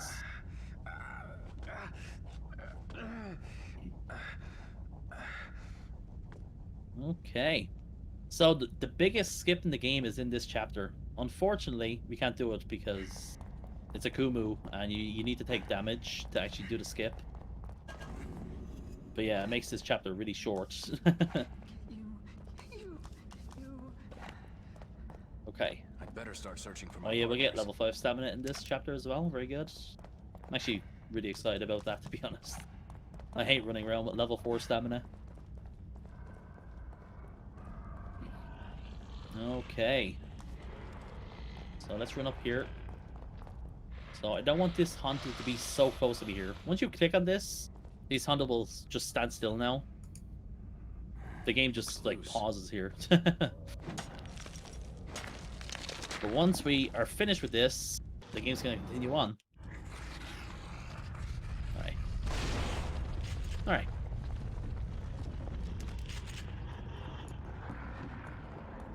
Yeah, we already have gel. Okay. So yeah, with the gel situation, we need 30k gel for the level 5 stamina. And then after that, we want to get 26k gel for the magnum upgrades that we want. Which will be very easy to get because the Amalgam Alpha fight will give us 20k gel. So that's a lot of gel, so... Okay, let's go in here.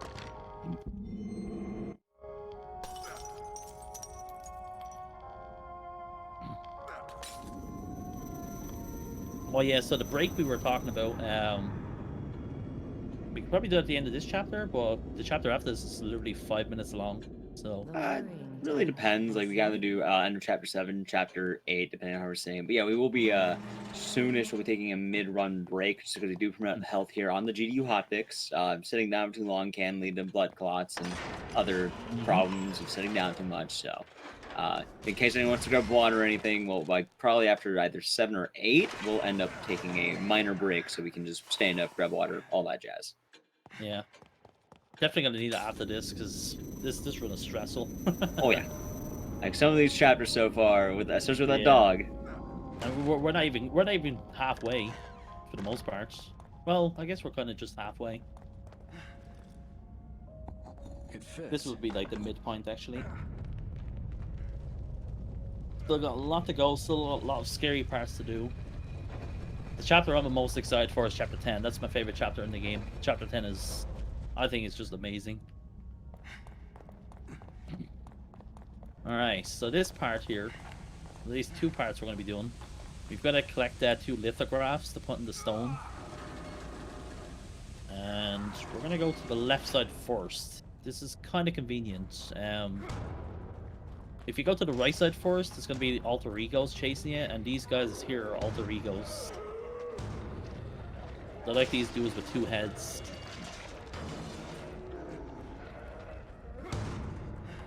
Okay, let's grab a grenade here. I also grabbed an axe, which we're going to use soon here. Okay. So, the Keeper. Very famous monster.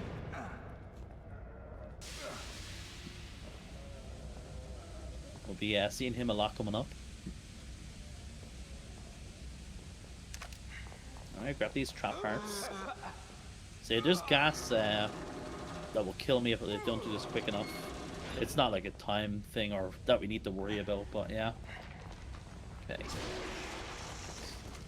So small detail there. That alter ego I just killed there. If you're running to him at the left side there, he'll actually grab you. You just enter like a grab animation. So I run like hard right and then I axe him to get him consistently. Okay. This is another part here that where it's like if these guys don't run to a certain spot, they can attack me. So we just run past them. Yeah, they will not start attacking until they run to a certain spot.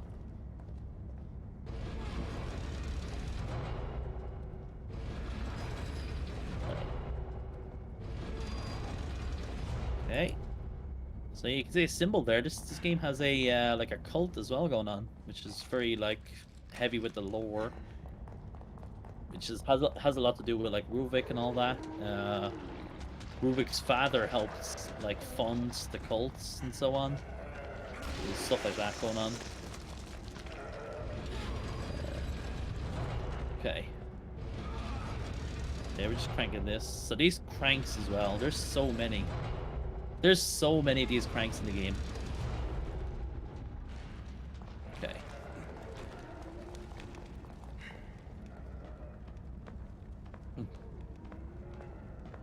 So these parts here are very basic what I'm doing right now. Very straightforward, mostly just running through.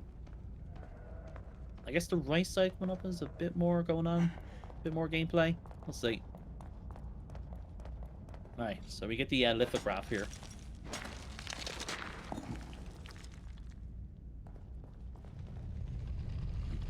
Okay, I'm gonna melee and crouch. That'll get me through this a little bit quicker.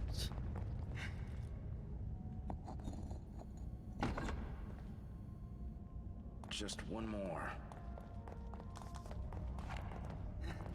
Okay. So the right side here.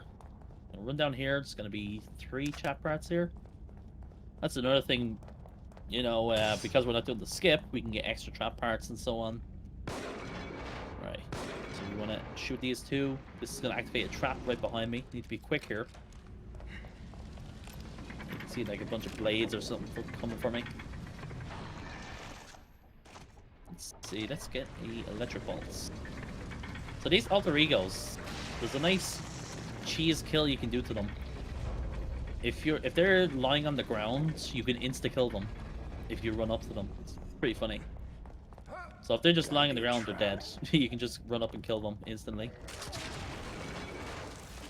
So quick question, is there an exact route that you end up going between the paths with each of the heads, or is it always like left, right, or do you go right, left? Does it really just kind of vary, or is there a preference sort of thing? If you mean like, are you talking about for this whole area, or? Yeah. And yeah, like I said, you want to go left here. You want to go left and then right first. It's just like more time specific. So if I went right here, these alter egos would be following me, and they'd be like crowding this area right now. So by the time we're coming out of the left area, if I went right first, they'd be like, you know, all around here. Probably gonna end up killing me, that kind of thing. So it's best to go like left first and then right, because like we're leaving the area now. So okay.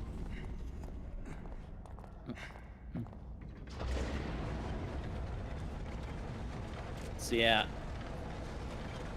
there we go. So yeah, we don't have the electric bolts upgraded at all. We only have the flash bolts upgraded for this run. Ooh. Hello, Mr. Boxhead.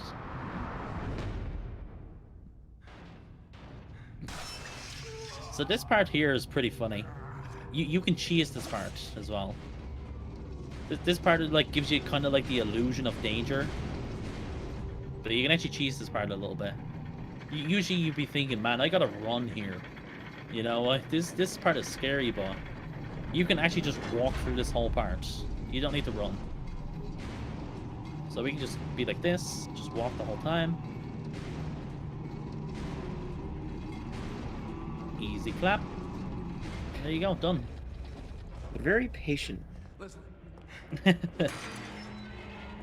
I shouldn't actually do that, I just wanted to show that for, you know, because it's like a nice cheese.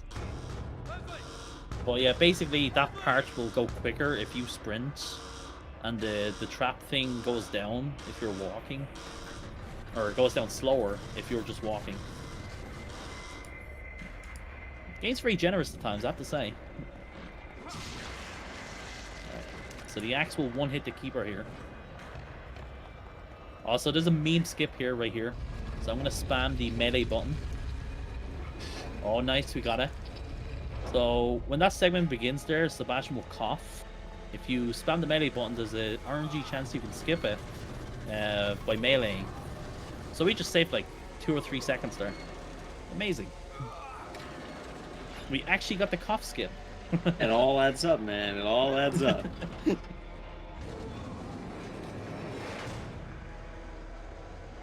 Also, my favorite moment in the game is coming up right about now. Like, of almost the entire game. I think when you're turning the valve. Okay. Yeah, when he kills himself here to get into the room. Oh yeah, it's just like, it's so metal. It's the coolest stuff in a horror game. Like, we have a lot of violent moments both on the show and all the horror games, but just this. Hey. Look at him. He's freaking 5 heads. He is. He knew. He knew what would happen. Okay. So I used 2 harpoons there. And there we go. So yeah, 2 harpoon shots and 3 shotgun shots will kill him there. Okay, let's get his gel. So yeah, fun fact, you can kill the keeper here, I think 35 times before he stops spawning. 35? Yeah, he keeps spawning. Who killed him 35 times? Definitely not me.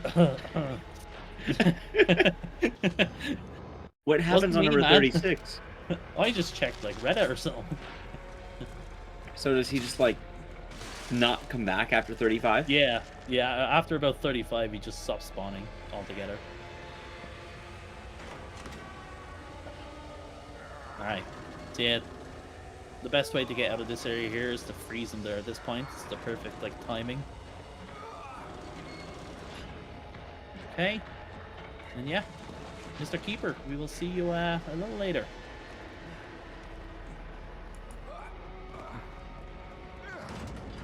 Okay.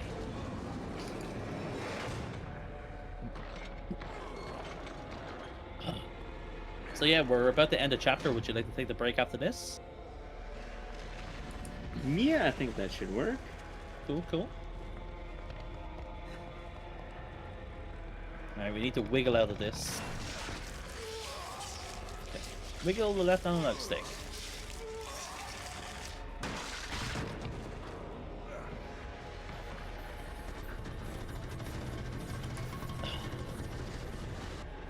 I actually love these scenes here.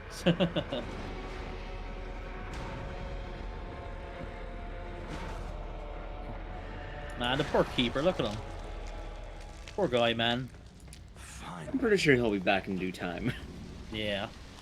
He just keeps spawning, so. Alrighty. Yeah, the last thing we'll do here is we'll do a little bit of a time save. So there's like a ladder you'd want to climb down, but you can actually just run up to the gap here and melee down to get down quicker.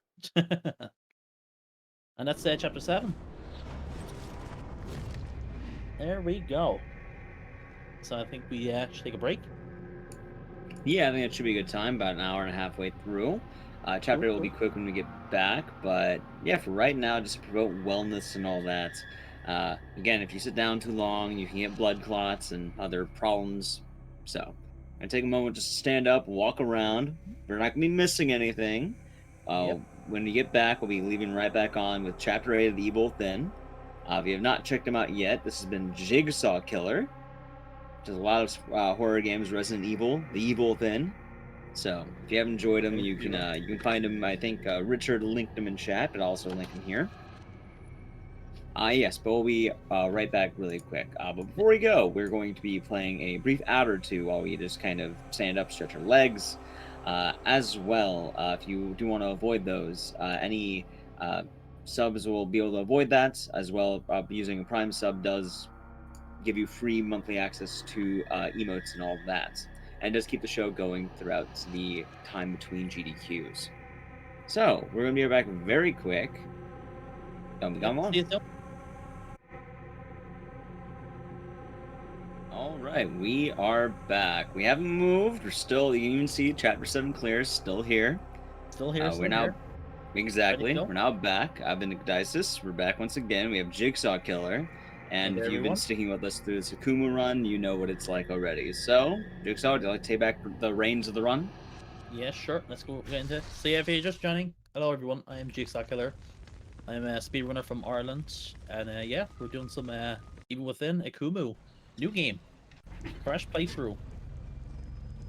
So we're on chapter 8 now. This is good halfway throughout the game. This is the shortest chapter in the game, literally 5 minutes long. The first thing we'll do here, shoot that, sprint, go through, and the board will block those guys now, so they can't get through. So I'm gonna go ahead and quick shot those guys. That's another mechanic I forgot to explain, was the sniper. You can quick shot with the sniper if you shoot with the sniper and then switch to the shotgun and back to the sniper. And that does a nice quick shot. That's a nice little thing to point out. Alright, got Crank here. So there is like a machine thing here that's shooting like harpoons to our left here. So we need to be careful of that. Okay. So I'm just like running through this, optimizing my stamina. I'm gonna stop here. Okay. So this chapter, I believe, introduces the babies. That's actually what they're called, the babies. Weird name. But yeah, these guys are small little alter egos. And they're very annoying. Thankfully, we know how to make them not annoying. Nice. So the first thing we'll grab a flashbulb here. So once we start turning this crank, they're gonna start spawning on the top of my head here. So I'm gonna let go, and here they are. And let's shoot them. Alright, and they're gone. So let's see the babies. So there's a nice little time save we can do here. So you can't sprint in the water here. But what you can do is you can use your gun to go faster. So if you press the shoot button while you're in water, you can actually sprint a little bit. And it speeds you up nicely. Makes you go faster. Okay. Should be able to just run here. Nice, very good. That doesn't always happen. Sometimes you will you might get grabbed by that guy who was, or his back was facing towards us, so sometimes he can be like looking right at us and just instantly enter a grab animation. I have to ask, the trick with the shimming in the like crevice through the gaps. Yeah, how much time does that save like in total of not doing it? Because I remember correctly, you're just like, go ahead. I'm pretty sure it's literally only like a couple seconds, like all together. It always looks really cool to me, so I want to make sure I ask. But yeah, you guys don't know, you can go through the gaps quicker if you like continuously tap up. You tap up, you let go, and just do that like really, really fast, and you'll go through the gaps really fast. Also, you probably didn't notice, but we're already done with the chapter now. This is the end of the chapter here. Very short chapter. Okay. So we were talking about 60 FPS earlier and how it's like broken pretty much.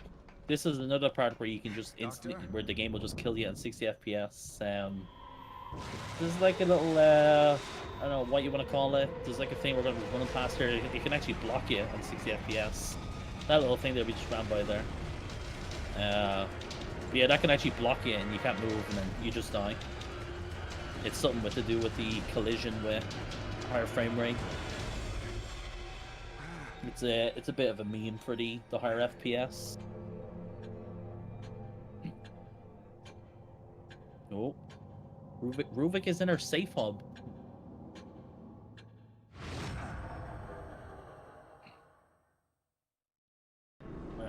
So that's chapter 8. Okay, so up next, very interesting chapter here. Chapter 9. This is the chapter which is a giant reference to Resident Evil 1. We're going to be entering a mansion. Detective Castellanos. There'll be a lot to talk What was about in this that? chapter as well. Someone else's memories? Okay. So yeah, the first thing we do, we just do this. There's no point in crouch or anything. There's nothing you can do to go faster here. Sleep. Have a bad dream? Alrighty. So coming up here, we've got to click on this picture here twice. So we do it once here, and then we gotta wait a certain amount of time. And the timing is actually nice because we're gonna look at Tatiana here. She's gonna be the thing that'll let us know when it's gonna happen. So she's gonna look to me and then look back to the picture again. When she looks back, it'll pop up. So yeah, she looks back and it pops up. That's how I know when it's gonna pop up. Thanks, Tatiana.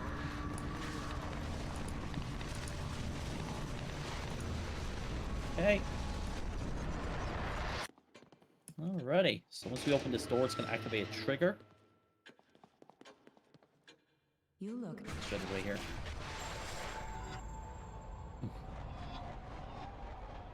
So yeah, we have a big, like I said, this part's a big Resident Evil reference. You know, this part actually has like backtracking and puzzles and everything you'd imagine in a Resident Evil game, as well as, you know, Shinji Mikami directed this game, so yeah. But are you going to do it? Sorry? Are you going to do it? Do what? Every time I've ever watched you play this game, on this chapter, Go on. I always hear a certain line. I've seen that house somewhere. Oh. Oh. Oh. I've never been here before. Should I do it? If you want to. Okay, we'll do it. We'll do it. Once I enter the mansion here, we'll do it. It always seems like you enjoy doing it, so it's fun. Okay. Okay, we enter, and... Wow, what a mansion! There it is. Now what? Alright. So once the chapter 9, the cruelest intention pops up, that's when Ruvik's timer will begin. So Ruvik is on a timer when he'll spawn. What do we have here? So we're gonna go immediately to this puzzle.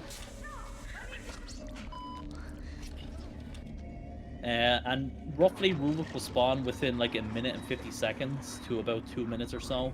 It's kind of a weird how it works. I have a little theory that if you're really aggressive in this chapter, like you're shooting things, you're attacking things, you can spawn a bit quicker.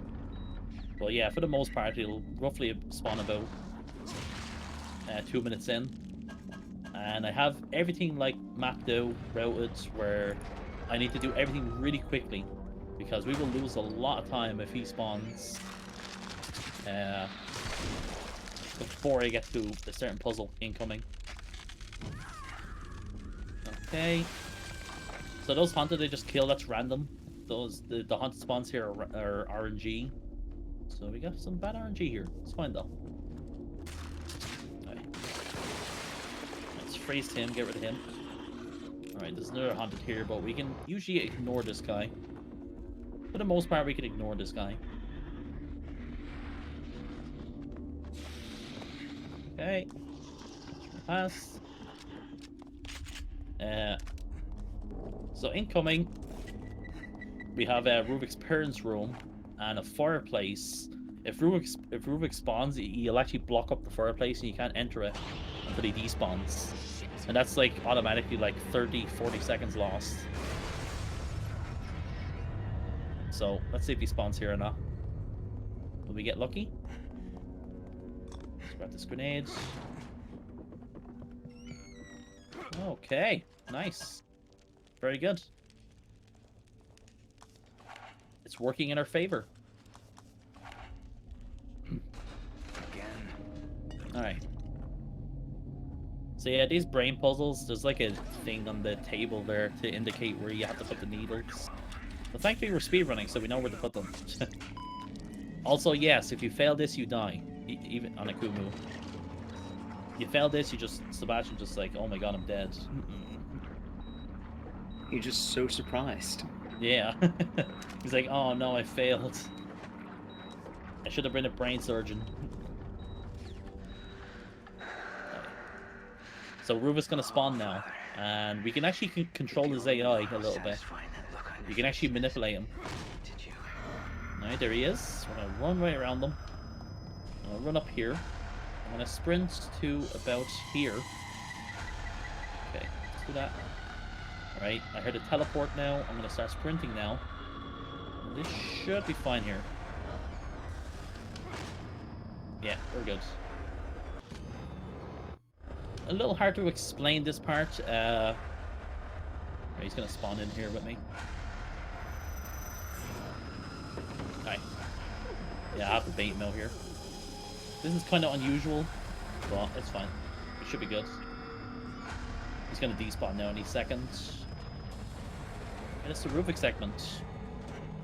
So usually he actually would not, like, the way he just, like, spawned to the room like that with me, like, 90% of the time he will spawn outside the room and enter through the door, so I'm, like, waiting for him to come through. So we got, like, a bit unlucky there, but I know how it's kind of easy to avoid his insta-kill. Okay. So the codes for this is 11 and 2.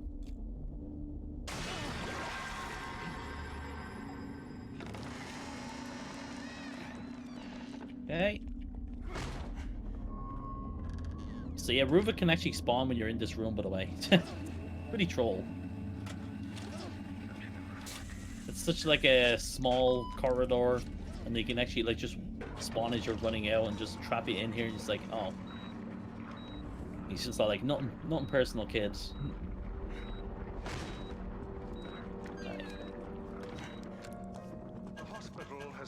So let's grab some harpoons here. Let's grab these grenades. So we might have a bit of bad RNG here, let's see. Nice, we're good. Right, just flash there. I said bad RNG there, because sometimes these guys can open the door before like I kick it open. Don't want that to happen. It's really bad. And then yeah, that's the mansion segment. Very good. Nothing like really bad happened. We didn't lose a lot of time. We didn't get stuck in a cutscene. Yep. The game's working as intended. Slice clean, all the way. Alright. No cure for what I'm going to do to you. Alright, we're gonna grab an electric bolt there. Real, pristine So this is skin. Ruvik as a kid here. He's like developing himself as a psychopath. Dissecting pigs and so on. But yeah, if you want a quick lore on Ruvik, he created STEM so he could like reconnect with his with Laura, who's the the four-armed lady that's chasing us. So that's the whole reason like STEM exists, because of that. Also, I see a bit of it in chat, but if this game seems at all familiar to RE4, it's because I believe it's directed by the same person who did RE4. Yep, Shinji Mikami. Yeah. Shinji Mikami made Resident Evil 1, RE1 Remake, and Resident Evil 4, and then, yeah. Oh, I didn't know he did RE1 remake. Yeah, he's the one that, like, you can see the heavy influences, because the mansion, this looks... The mansion? Very much like, yeah. Oh, so here's a nice thing right here. So there's a bunch of tripwires here. This is something I'd love to point out. It's so like just... I'm not even sure if the developers intended this, but... So usually you're thinking, like, you don't want to walk into these tripwires, but look at the bottom here. There's actually an unfinished tripwire. You can see at the end there. And it's very just convenient that it speeds us up and gives us a time save here. No idea if it's a time save, but hey, Tango, thank you very much, okay? From a personal speedrunner, thanks for the time save. Huh. Yeah, very good segments. Let me see. So there's another time save we can do here as well. Usually it would probably take a long route, but if you're running this way, you can actually just run through this really fast like this, so you won't get stopped or anything. There we go. Now we're done.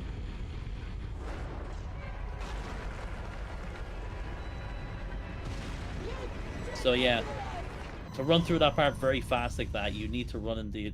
You just need to follow where I run to, that's it. Very easy. Nothing to it. Okay. So let's see, we have 5 matches. What I want. This is a nice little area. So let's show off this really quick. If you look into the distance here, you can actually see like a random window. Kind of funny. I'm gonna go over here and get this electric bolt here. Just so we can save 4 trap parts. Okay. Alrighty, let's grab all this here. So yeah, here we'll see the origins of Laura, how she became the way she is. I know you're in here. I can hear you breathing.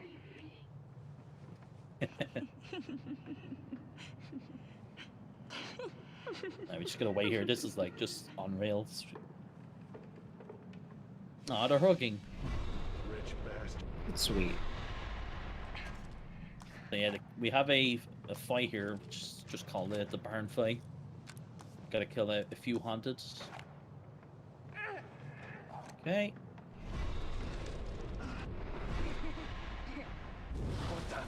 So yeah, one thing I don't think I actually talked about this, but when you burn a haunted in this game, they can reanimate, as in like when the while they're on fire, they can like jump back up and try to run and grab you.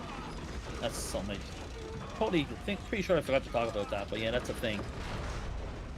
And it's killed me many, many, many times. Because like it doesn't always happen, so like it can just happen randomly, and I'm like, oh yeah, that's a thing. Okay. Let's go over here, shoot you.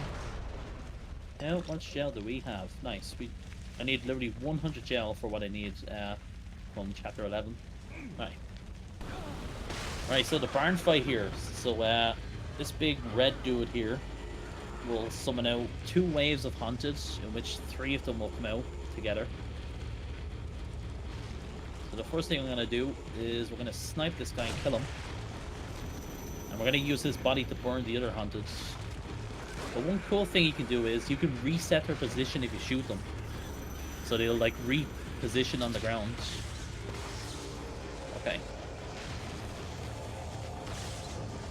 Alright, and that's the barn fight. Very good. Good fight. Very good fight.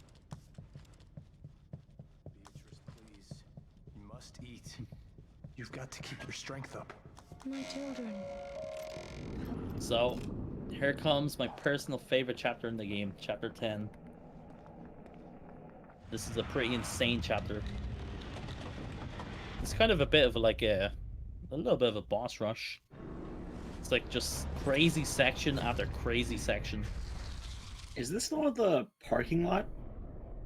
The parking lot boss fight is at the end of this chapter, yeah. Ooh, I know the one coming up. All right. Let's hope I don't mess up, because there's a lot of intense moments. If I'm gonna die again, this is it. This is the Does chapter. he mean Ruvik? We're gonna try my best not to do that. They received as they themselves Got gave, a freeze bulb there. and they served a higher purpose. They furthered my research. This was Okay. So there's a room coming up here, and once we trigger the area, there's gonna be like a blade that's gonna go around a circle constantly, and it's gonna kill you if it hits you. Alright, so I'm gonna snipe this guy. Right, now we just activated the area. Ooh, okay, these guys split up. Bit of bad RNG here. Hoping I don't have to... Nice, it's okay, it's fine.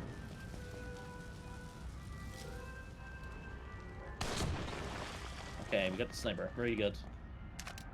So now I just want to get this axe here, just so I can position it so I know where it is. Because I want that in the way back here. So right now what we're going to do is we're going to collect a battery to put her into a unit or whatever. So it's going to be around this corner here. So let's bait these guys into the electric bolts. Hey. Ooh, hello. Well, it's going to be hard to kill this guy since I don't have a... Actually, that's... Oh yeah, nice. I have a free flashbolt here. Sweet. Very convenient. So I can only carry 3 bolts on me, so... I'm very glad that's there. Okay. Alrighty. So let's jump down here. There's a guy here, but we're going to ignore him. We should be able to be fine here. Alright, so you can see the blade there. We're going to avoid that. Okay. So let's shoot that guy. So I shot that guy in that room. That's going to bait these guys out here. And we're going to use this blade to kill them. Yeah, so we just sit here, chill out, and watch them get decapitated.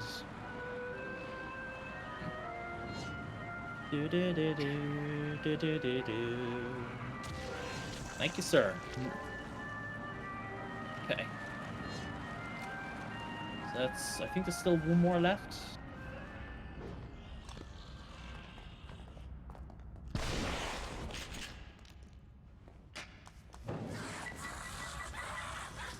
Okay. So once we put this battery in, another sniper's going to spawn here. But he's not going to be a problem because all we got to do is just crouch here. He'll always miss that shot there if you crouch at that. And yeah, that's that section done. Okay, so we have a new enemy here. This dude, this guy's called the Trauma. Very unique design, I have to say. Well, we can just avoid him, by the way. It's like a scripted thing. Alright, we're gonna slowly open this door, because if we kick it open, we're gonna attract the enemies too soon. We don't want to do that. So we're gonna walk in. We're gonna freeze him. Okay. Let's use a flashbolt here. So I can stagger them. Alright, use a harpoon on him. So all these areas here are connected with each other. So I'm trying to do this as efficient as I can. Okay. We have some scary sections incoming now. Some of the most intense parts of the game here. Let's see if we can do it. So, once we come back here, there's going to be haunted in this area. For the most part, we should be able to just run around them, but there's a small chance I might not be able to. I'm going to go for it anyway. See what happens. Okay. Hopefully we're fine now.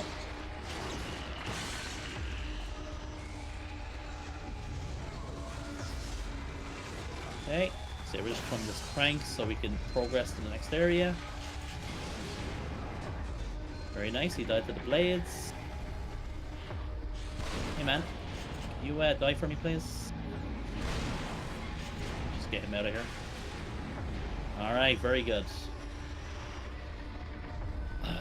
Okay. Okay. This is good. We have one more scary part here. Not out of the woods yet, but we're almost there. So, I just mentioned the trauma there recently. There's 2 traumas in this area. And there's 2 haunted. And there is a long lever that we gotta turn. So, we want to do this part quickly, so... we're gonna utilize a bunch of electric bolts here. So I'm gonna shoot this guy. He's gonna land into the bear trap. Okay. Let's do that. Right, we got them all, very nice. So now, we're just gonna set down some electric bolts. And yeah, that should be this section done. This should be a GG.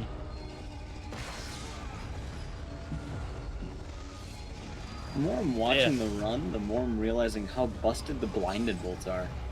Yeah, they're the strongest things in this game. I always say is the electric bolts and the flash bolts. They're overpowered. Also, look at this. You can actually just pass through this blade here. You don't need to press the lever. You can just run through. The blades have like a very small hitbox, so if you're crouching, you can just run through it, and you're good.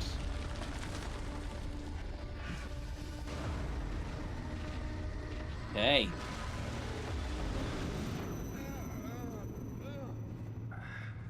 Alright, we're about to run into a very familiar face.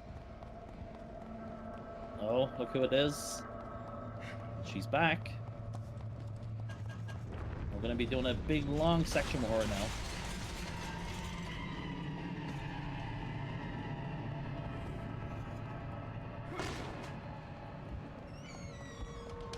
So, Laura.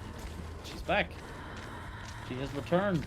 This is the big, like, finale with her now. This is not like a traditional boss fight. We're more going to be running away from her. Okay.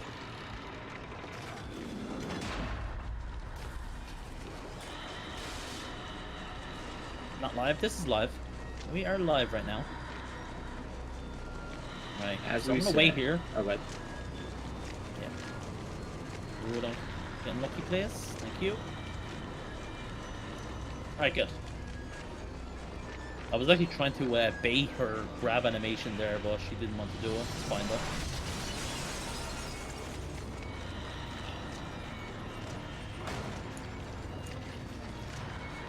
Alrighty. So we can just run here.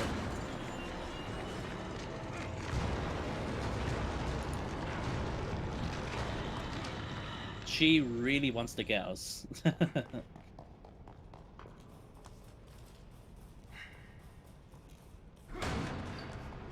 Okay.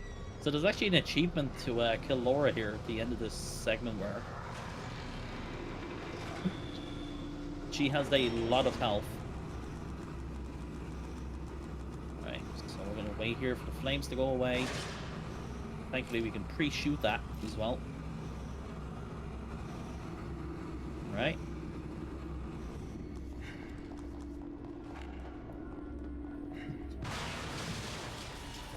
Ooh, here she comes again. Let's run and get this shotgun ammo. Nice, run through. There's actually a bear trap like right there as well, so gotta make sure I don't run into that. Disarm you. Alright. So we're just gonna, this is all just timed now, we're just killing time. We're just gonna bait Laura around. Just do some debating. Come on, Laura. Come on. Don't be shy. Let's burn her. So I'm gonna do some tricks for her animation here. I'm gonna make her run back and forth here. The flames will go away right here, and we can get right to the ladder. And for this part here, if you immediately run to the lever, you have enough time to switch it over, and Laura won't be able to get us here. Right, here she comes. Oh, okay. Pretty close to me there.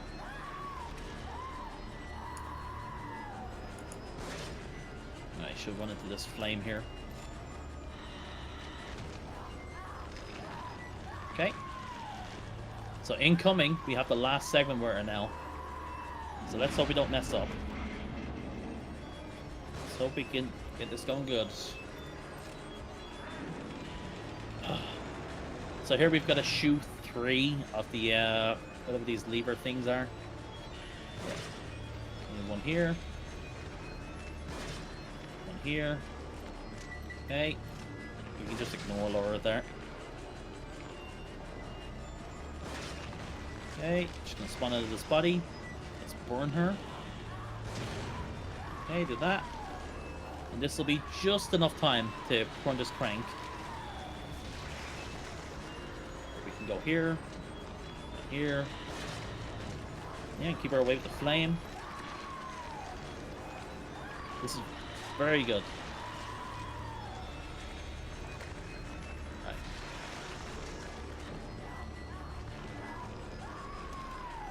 Alright, and that's the lower segment done. Very good. Very happy how this went. You can have some really bad RNG here. At the very beginning of that, on the top floor, Laura can instantly like enter a sprint animation to try and grab you, so sometimes that can get you. Okay. Easy clap. It's good stuff. I always love how Yeah, man. Laura just kind of gets taken out by a simple match. Yeah. She actually takes, when she's on fire, she actually takes 50% less damage as well.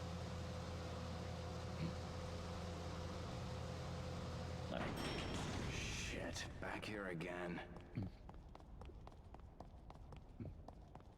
So coming up a bit soon, we have the one and only skip in the game.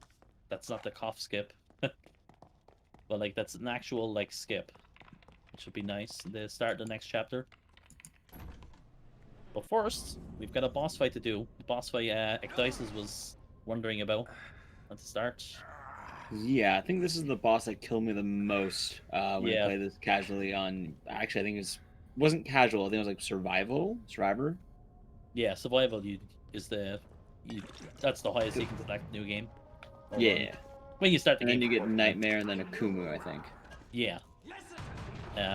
So if you remember earlier, I talked about my own explosive bolts can kill me. This can happen here too. We're gonna put some explosive bolts on the Amalgam Alpha, but thankfully there's actually like a pillar beside us, so I'm gonna be like, you know, putting the explosive bolt on them, going to the left so the shrapnel from the explosive bolt does not hit me. And it's actually really timed as well, because I actually want to be shooting very fast if we want to do this fight like optimally. So hopefully I can do it correctly. Also, before the boss, for the people who are asking, the run is indeed live, but chat was pre-recorded, so keep that in mind. Oh, chat, you're pre-recorded, really? That's how it goes every time. Man, I'm disappointed. But the run is indeed live. Okay. Alright, so at the beginning here, we're going to immediately use an explosive bolts. And then right after that, we're going to use a flash bolts. Sometimes I don't need to use a flash bolt, but let's see what happens. Alright. Explosive bolt, hide behind this. Alright, flash them. This is going to give us a nice little stun on them. If the game will stop trolling me. Okay. Okay, do 2 quick shots, throw a grenade.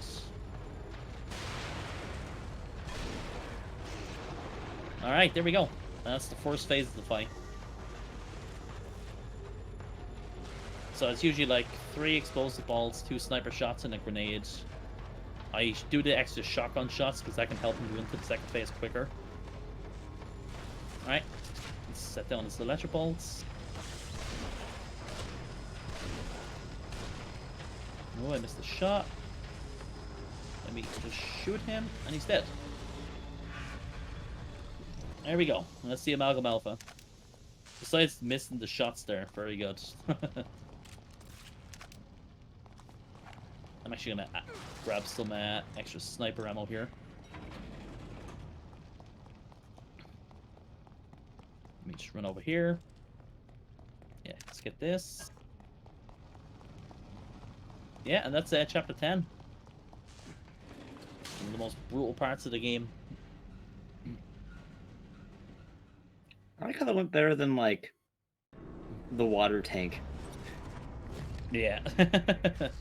That first water tank was, oh my god.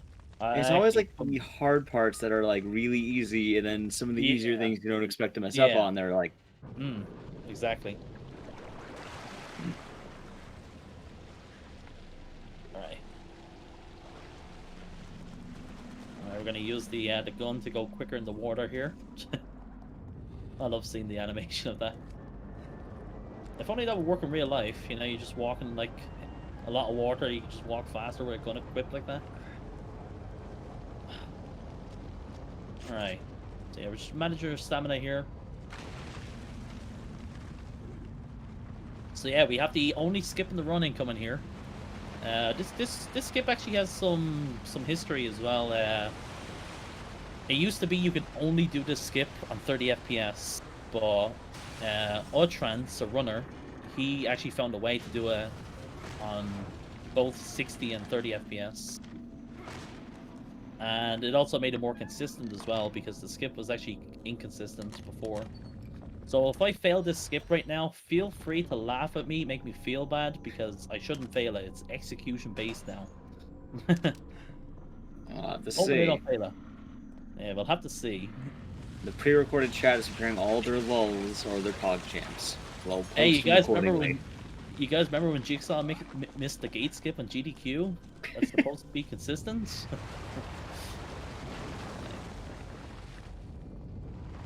Right. So you'll probably remember this area here. It's like a building site or whatever. Usually you'd have to do a lot more here. This skips probably saves between 30-40 seconds, depending. Alright. Out of the way, you. Alright. So I'm actually gonna harpoon this guy for some safety. Alright. So here's the setup. We go here. We do 2 like hard nudges. We do this, we run. And there you go. Gate skip. Pog. So yeah, we just skip the entire area. Damn, I can't type lol now.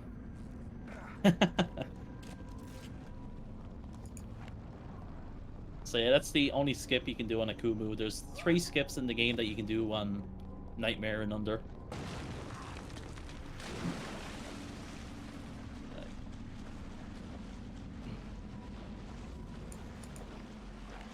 Okay.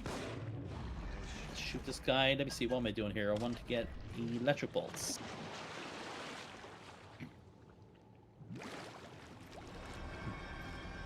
But yeah, you can really see how long this game is well. Like 3-hour speed run, and all the like intense segments that happen.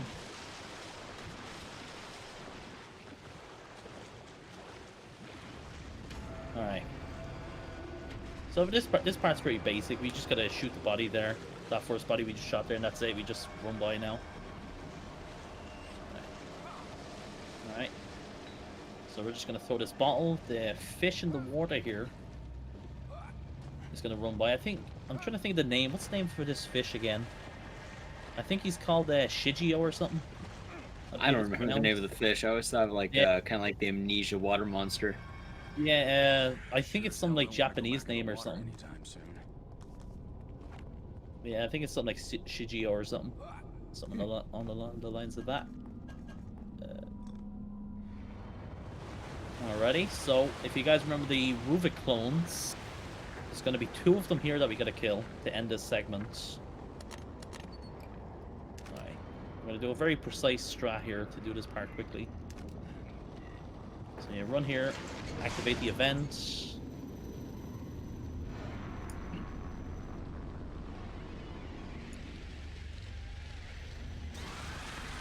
Alright, so yeah, we're going to use the harpoon, fling this guy to the wall so we can just burn him. And this guy already has the lower arms coming up, so we're just going to shoot those. You can stop them from being there.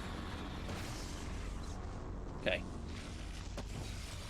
Alright, good. And that's that segment done. GG. Very good. Good stuff. Alright, we're going to do our final upgrades now. Yeah, one thing to point out, all the upgrades we do in the game are at very convenient points when the game will teleport us to the safe hub. You gotta be kidding.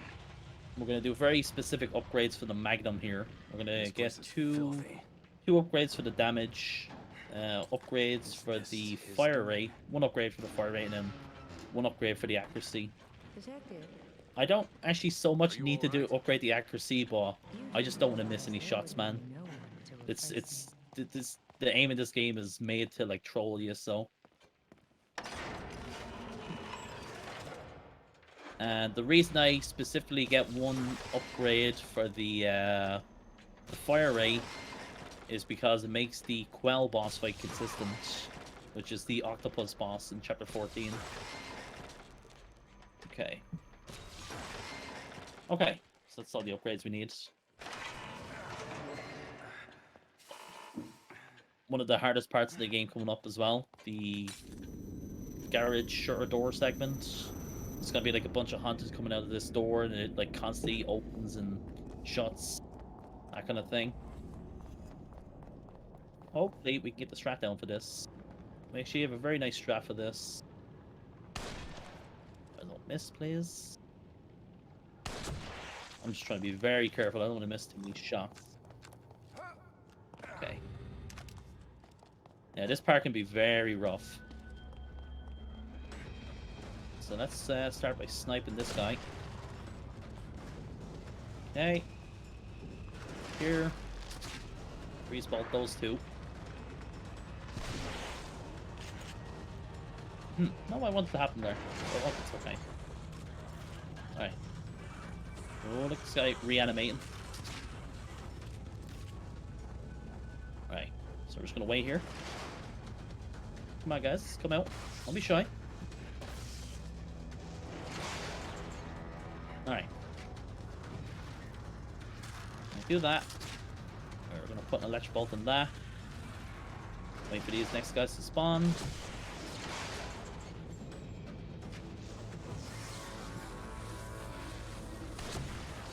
Right. So while those guys are dying, I snipe that guy as well. Also, if you do this part quick enough, you can actually skip a wave of enemies, which is very nice. Don't know why it happens, but yeah. If you kill like a certain group quick enough or something, it skips like a wave of enemies. So we just have 2 waves now. We just have this guy and then the final guy. The final machine gun guy here now.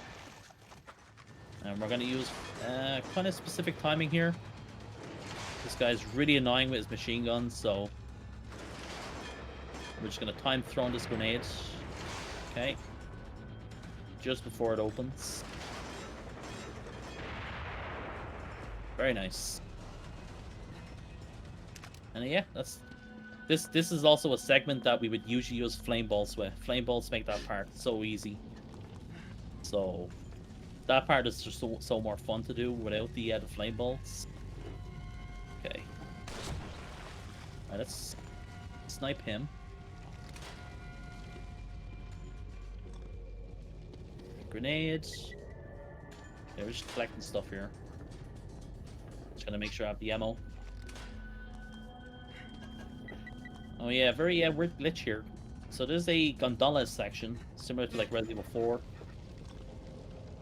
But this gondola has a weird glitch where it can despawn. And the one thing I've noticed, it usually happens when you play the game so fast. So, speedrunning bad.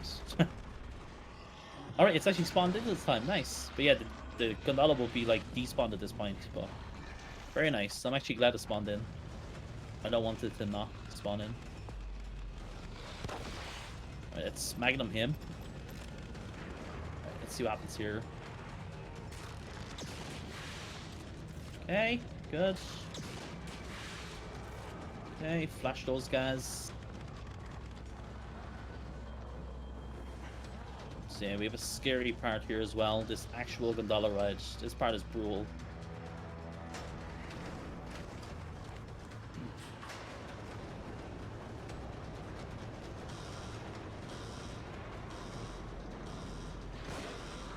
So I gotta be careful here. One of the hunted behind me can actually kill me. Nice, we should be good.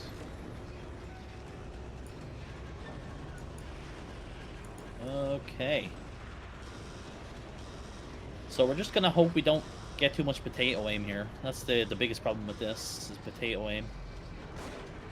Okay, nice. I'm gonna shoot him.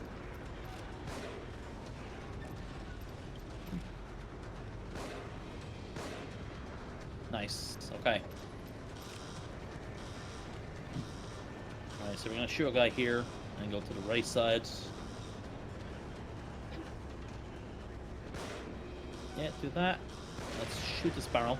This guy should run into it. Okay, get rid of him. Okay, get rid of him. Yeah. Snipe him. Please don't kill me. Thank you.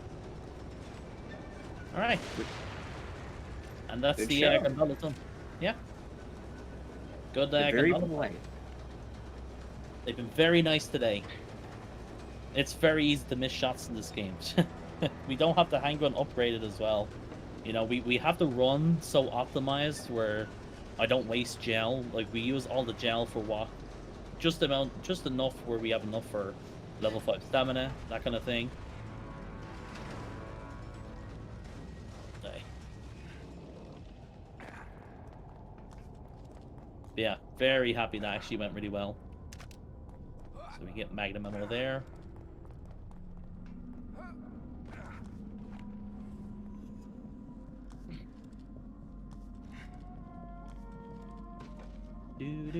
Clear the loon.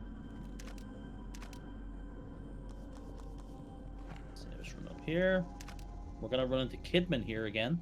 Haven't seen her in a while. Kidman?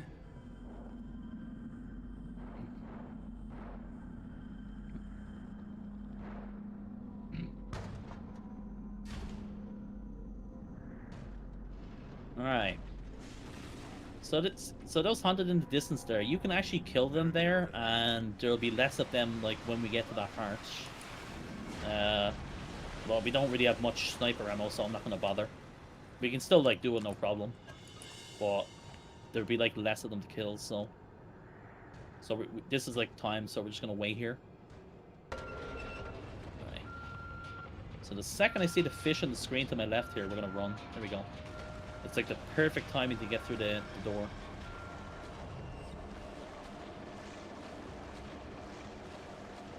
So you can just freely swim through all this part. You don't need to stop or anything. You just keep going. Just don't stop, forehead. There is like a tiny chance the fish can get you here. Like, it's very rare now, but it does happen. I swear if it happens. Yeah, no. If it happens. The fish is like, hey, you're at GDQ, eh? It would be a real shame. He might. Well, how to turn tables. I had to do an Office reference, man. I had to. Just once.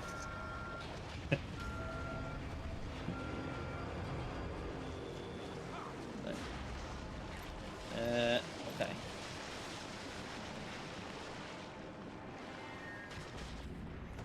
Alright, we're gonna shoot here to get their attention. Okay. Ooh, careful, careful. Don't be weird hunted.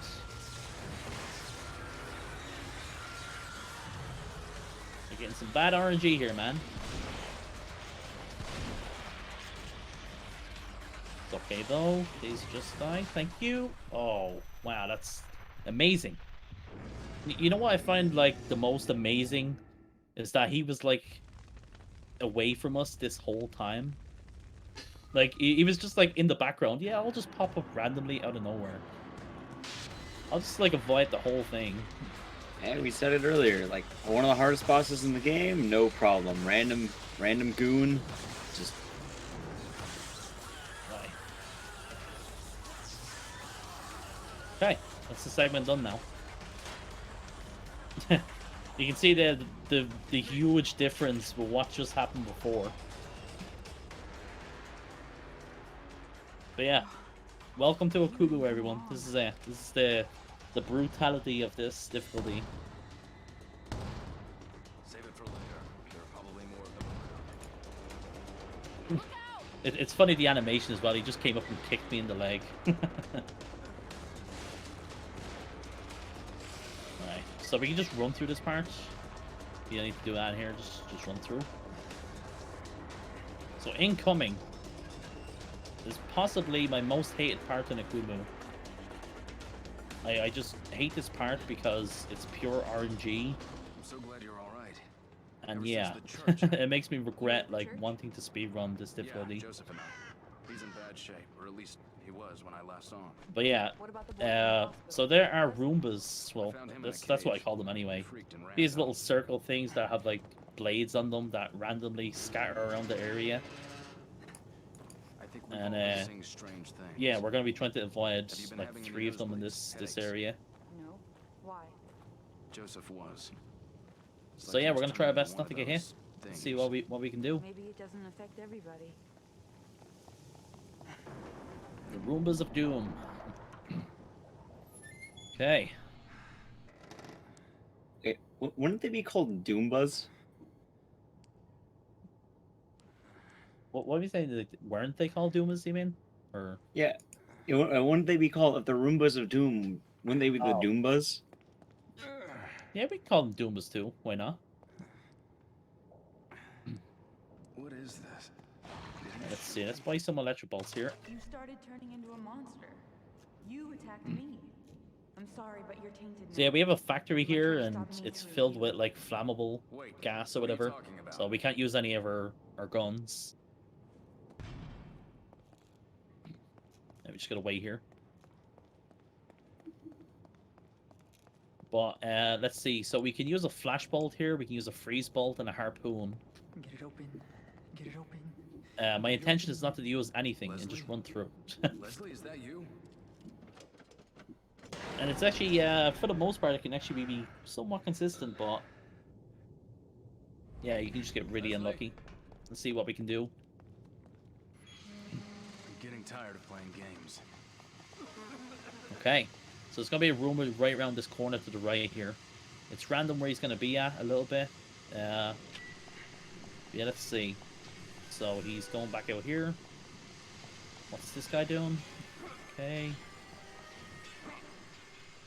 Oh, okay. Go on. Lovely. Hello. Easy clap. Okay. I'm officially, like, happy about this run now. You can get so unlucky at that part. So, just being able to run through it like that. Beautiful. Beautiful.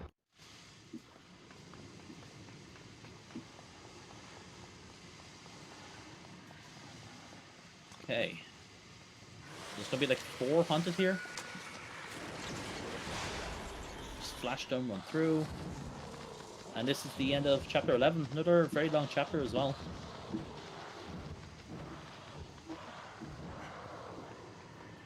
Okay. Ooh, close up. Joseph.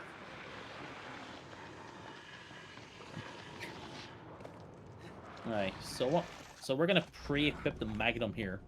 This is gonna net us a free time save for the next chapter. So the next chapter we're gonna be on a bus with like a big giant spider. And if we immediately shoot the spider at the beginning of the chapter, it actually skips a phase of the fight. So, yeah, we're gonna do that.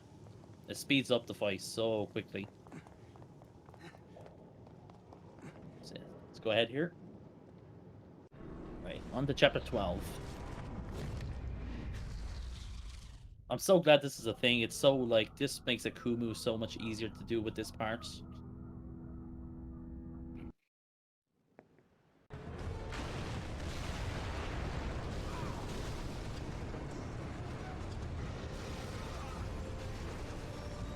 Man, he's a big boy. Big spider. See, big in the fight. Damned if I'm going to die here. Just immediately shoot. Cool, cool. So do we have 3 grenades? We do. Right. Nice. And there we go. We're done. Usually that fight will go for way longer. You'll have to deal with like attack animations. He'll be trying to hit us and so on.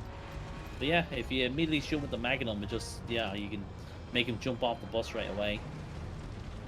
Very fast.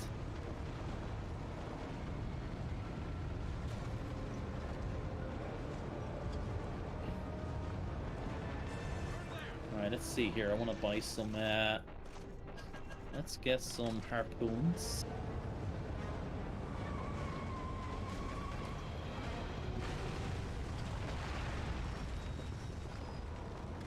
Oh, I'm gonna try to do a little funny glitch here. if I can. If the game will allow me. We can make Joseph do some weird movement here. It depends on this box though. It is. This box if I can. Yeah, we kind of got it.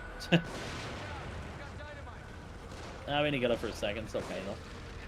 Yeah, Joseph will like continuously just walk up the box there. It's really funny, but it's very specific how it's done. I probably shouldn't do it because it stops Joseph from attacking, so... He's being useful. Whoa, whoa, whoa, whoa, whoa, whoa, whoa. This guy, though. Hello. This guy's being a bit aggressive. See, this part here, for the most part, is a time segment. I believe you want to kill the first 3 haunted at the beginning, and then after that, it's just totally just surviving from then on.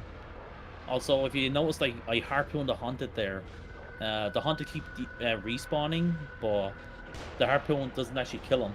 So there will be no more Molotov guy there now.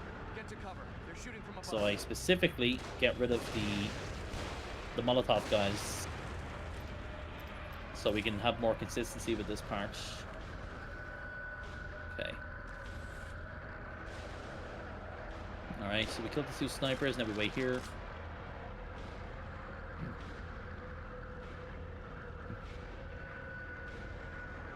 So we're going to use the harpoon on this guy as well. More of them on the move. To Africa he goes. Just gonna wait. Nice. Okay. That Molotov guy doesn't respawn, which is nice. So now we just gotta wait. Yeah. We can just hide here and we're good. We can just watch Joseph get shot at here constantly. And just stand there like his Terminator.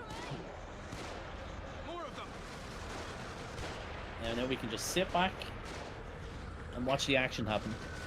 Poor Joseph. Yeah, he just tanks the hits. I mean, I guess he did have a harpoon in the middle of his chest earlier. Yeah,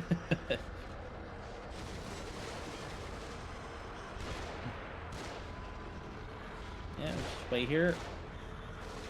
So we're going to be running to the spider again. The spider's going to return again. And it's essentially going to be the same fight what we just did before. We can use the Magnum again to quicken up the fight, make it shorter. But it's a little bit different this time. Also, if you notice, the hunter just despawned there. I don't know why that happens.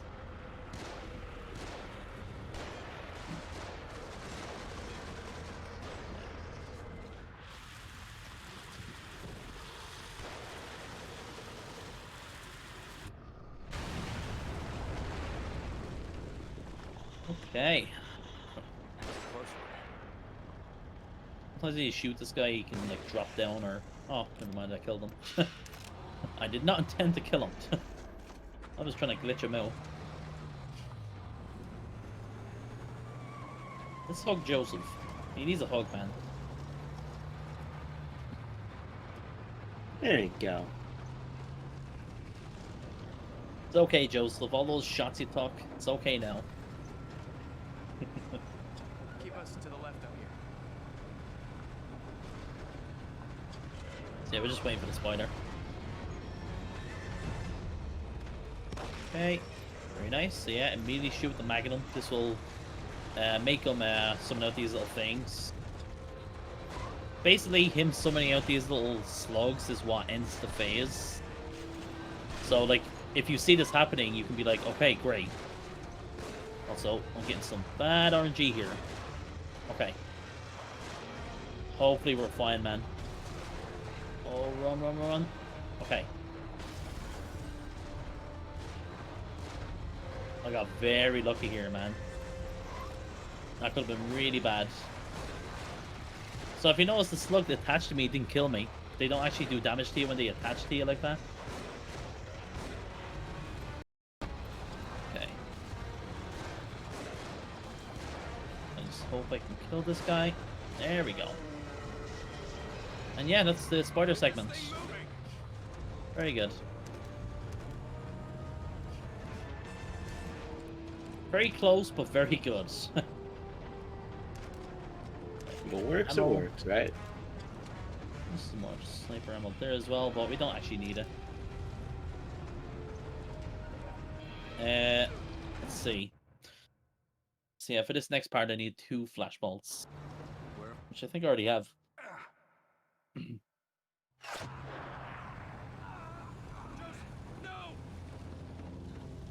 Just get us out of here. There's an ambulance there.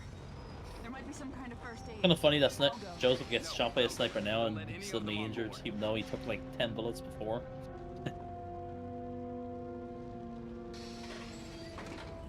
Alright. Yeah, I need to get 2 flash bolts. Okay. Alright, let's flash those 2. Alright, shoot that. Run here. Alright, flash those guys. Run around. Okay.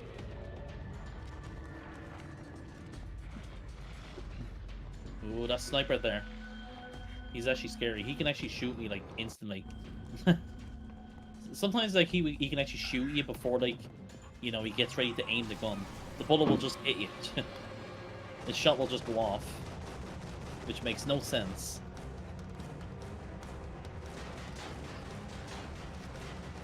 Okay.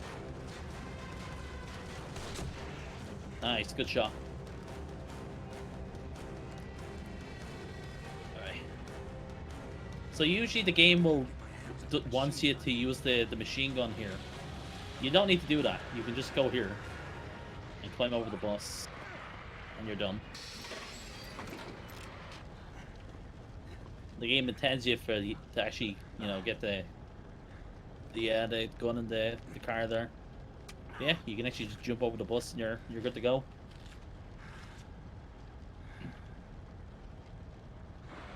Shit. Let's get out of here fast. Nice scripted driving segment here. You don't actually need to do anything here. The game will even turn the bus for you at the end of this. There's like a truck here on the left side, but if you do nothing, the game will actually turn for you. The game will be like, oh, you don't know how to turn right? Here, we'll do it for you. No problem.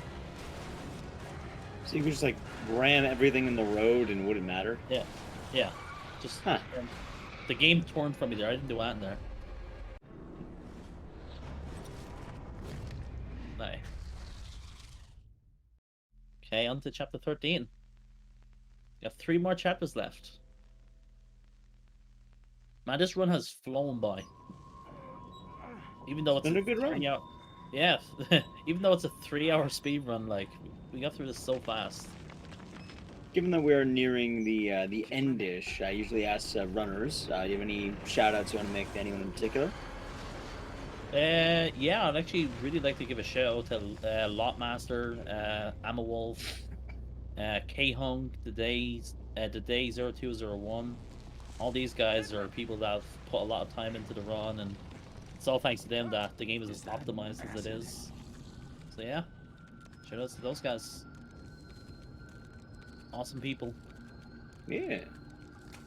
Yeah, like the evil thing isn't like there was actually a point where I was the only one speedrunning the game. That was like, I think literally between 2015 and 2016, I was like the only one playing the game or speedrunning it. And then over time, it became more people started chiming in. So yeah, I really love how much the game has grown since then. So Sticking out of the ground? Yeah, but look how it's positioned. If we can get over there, we might. And also, I guess another follow-up to that, how easy would it be for someone to learn just the basic Evil Within run, not even Akumu? If they want to do Akumu, obviously they can, but like something like maybe any percent, or someone was interested in learning this game, how easy would that be? I personally would recommend learning New Game Casual. I think it's very easy to get into. It's really like any speedrun learning. Literally just put the time in. Yeah, literally just watching the runs, putting the time in, the basic stuff. I don't think this game is really that much.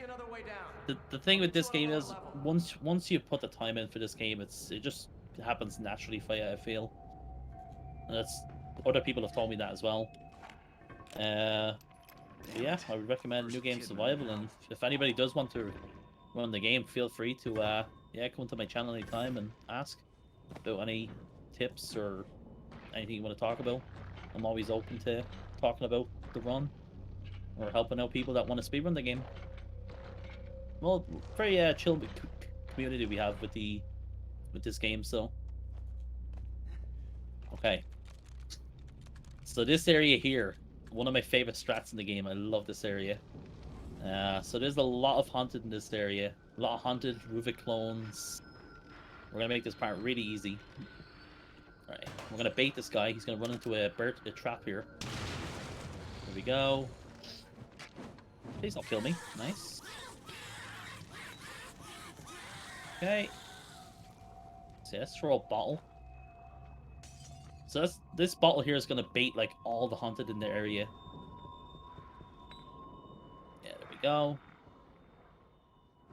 Okay. Put a bottle there.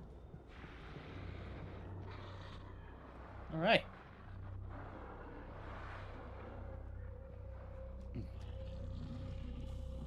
And then, yeah, we're done. That's this area. So we just like use 2 bottles to like get rid of all the hunt in this area where we just pass by. I love this strat.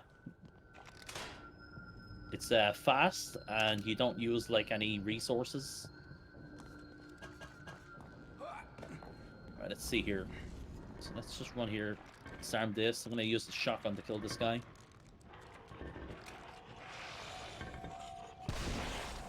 Okay.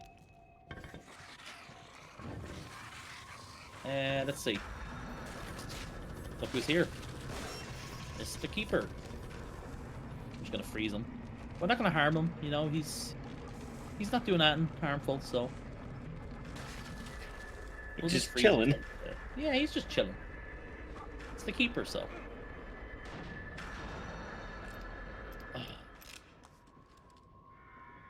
So yeah, that part is usually one of the hardest parts as well, I would say.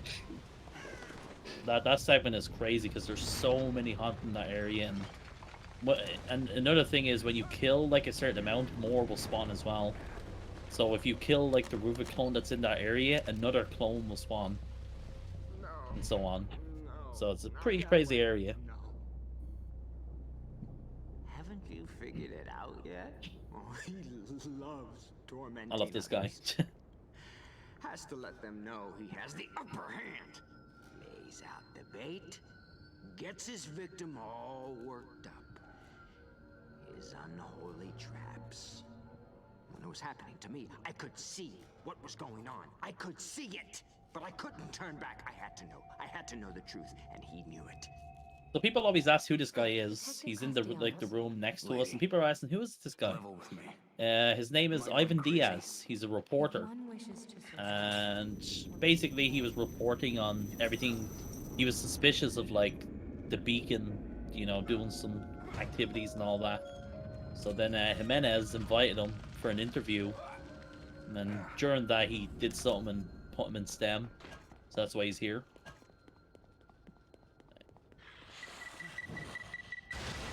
So that's like a little bit lower on that guy.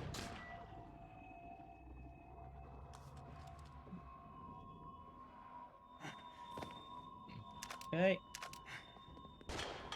So we have another area here with the Doombas, but thankfully this one's a lot more chill. We have more control for this area.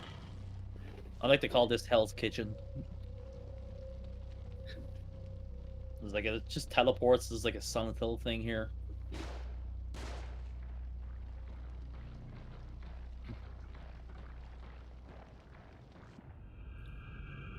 Oh, there's Ruvik again.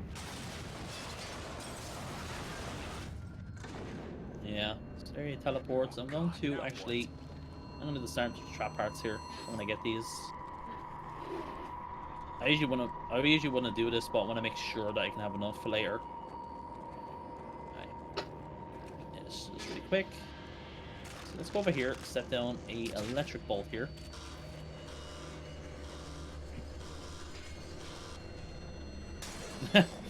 Oh god, here they come.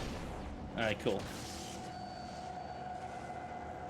So there's gonna be like these things that have like random flames coming out of them. So I've got to like time running at them. Avoid the Roomba here. Okay, that's a bit of monka ass. Okay. Traps everywhere. Gotta wait, there's a flame here. There we go. Patience. Just be patient. No need to rush. No. Oh, got really unlucky there, man. I was actually getting ready to like set down the electric bolt there. I should have just did that like immediately. Isn't it funny that I said this part is more relaxed and I actually died here rather than the one that's not relaxed? I think the game heard me. I'll just get one of these. I don't want to waste time again. Alright. See, this part is usually easier because we were, you know, we're using some bolts and all that to get around it. I just got really bad timing with that Roomba.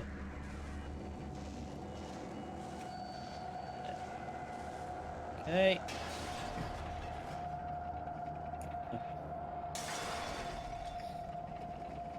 I think what I should stop doing is saying like something's like easy or something. And it's how it goes. Yeah. And then again, they call them Doombas for a reason. Trying to get rid of this guy. Alright, let's do that. Hopefully we're fine. Doing some panic shots there I was. So yeah, there's a room in this area with a bomb in it. And if it goes near you, it blows up. Oh, go away. He was right there. We were seconds from the death. Okay. So we're gonna fight the Keeper again here. In a meat locker.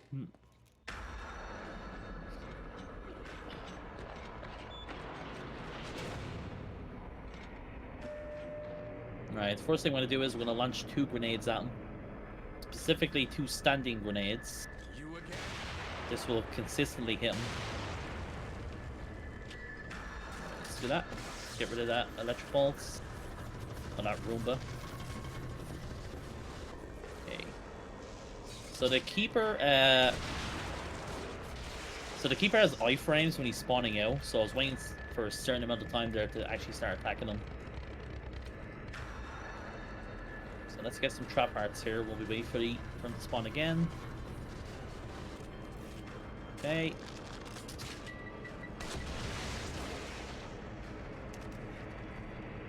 Right, good fight. Very good.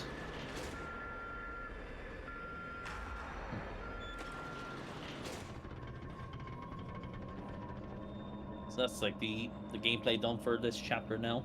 Just got like a bit of running to do. God damn it. Yeah, that's like the basic fight for that. Very good. I usually would actually try to shoot the Roomba with a shotgun, but I only had 1 shot, so I want to save it.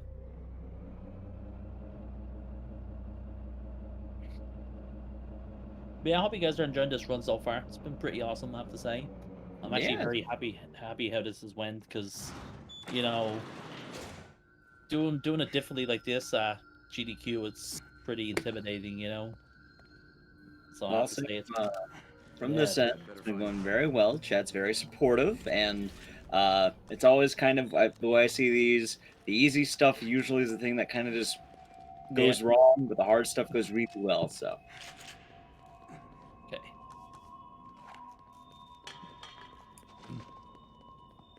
On to chapter 14.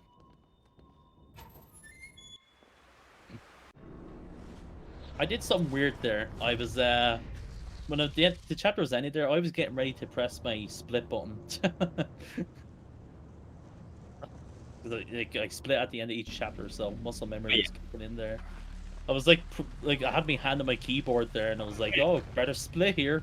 Oh, wait, you're so used to it. When you're in the game without it, it's like, wait a minute, I don't have to do that.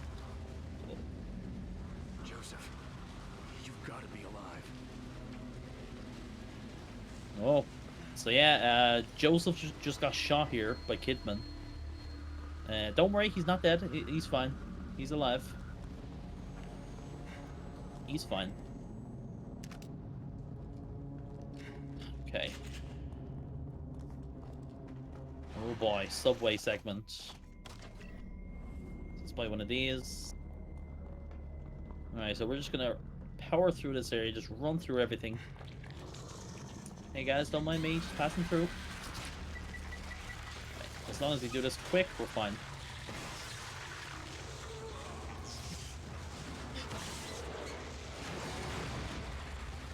Oh, the lower arms chasing me. They always go away like really soon. Okay. Right. So this is a bit of YOLO. Nah, we're good. So sometimes that jump does not work. Okay. I see it.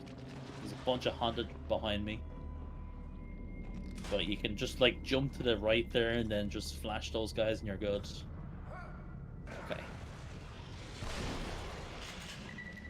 Okay. So you can actually disarm these bolts on the walls, and they actually give you an explosive bolts.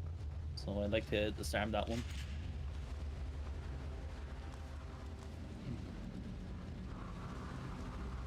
Okay, so we're just running here to get a trigger.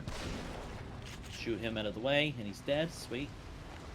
It's kind of weird. That one specific haunted has like way less HP than normal.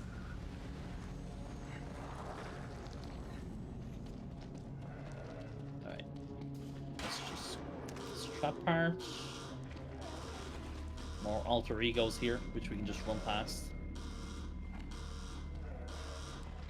Like I said, that's a lot what you're going to see in this run, is just running past enemies.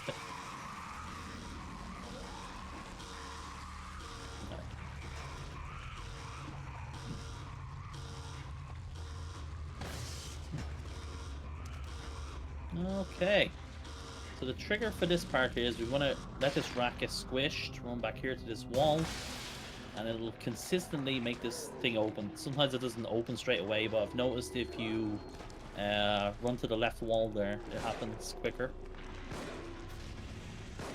So I'm shooting here, so I keep walking. We don't need to disarm that, we just run through. Okay, I'm gonna get a grenade here. I don't actually need that grenade, it's gonna be an emergency in case things go wrong later.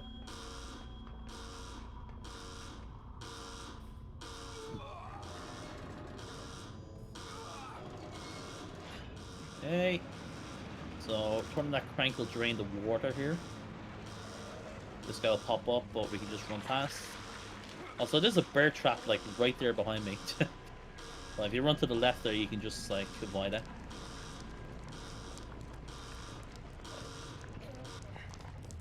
Yeah, guys, this is my first playthrough of the game. Do you guys like my Let's Play?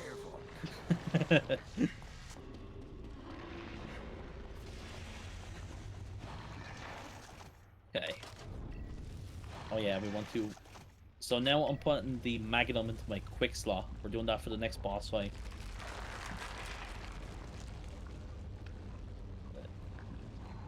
Oh yeah, there's more traumas here from chapter 10. There's a bit of RNG here, a possible death here, but for the most part, we should be fine. Let's see. Will we get some GDQ RNG here? Hopefully not. Alright, so we just run around this guy. Should be fine. Yeah, we're good. Bad RNG is gone. We can just continue on.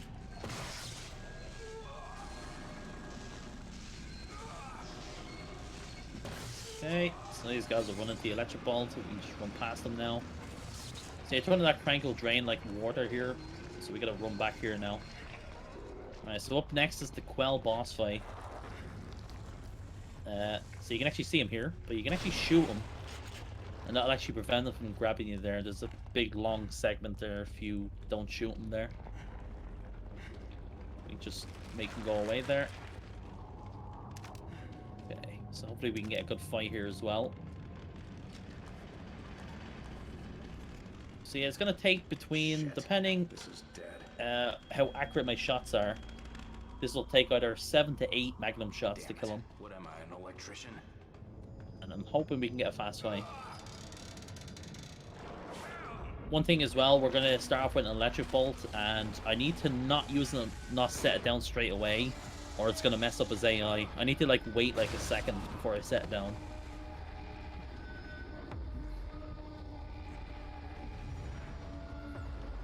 Right. So yeah, let's do that. Might do that. So we're specifically doing 4 shots and waiting. Alright, and there we go. Done. That's the qualifying. Can be done that quickly.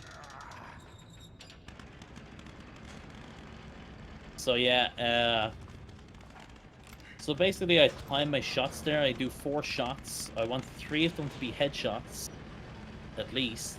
If I do 4 headshots, most of the time he's going to enter phase 2. And phase 2 is he's going to jump up into the ceiling. That's bad. You don't want it to happen. So I time the shots where he'll be stuck in a certain animation, and he won't be able to go up to the ceiling then. And I can kill him before he, you know, he goes into phase 2. So it's a real, like, timed fight.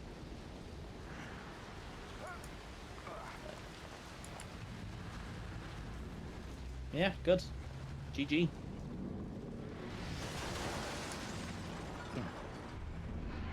Alright, more aim walking here. Speeds us up.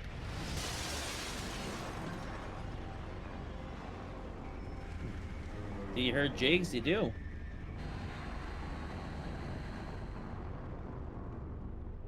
Evil Within's debut on GDQ. That it is. Yeah. Pretty amazing. Yeah, thank you all for being here, guys.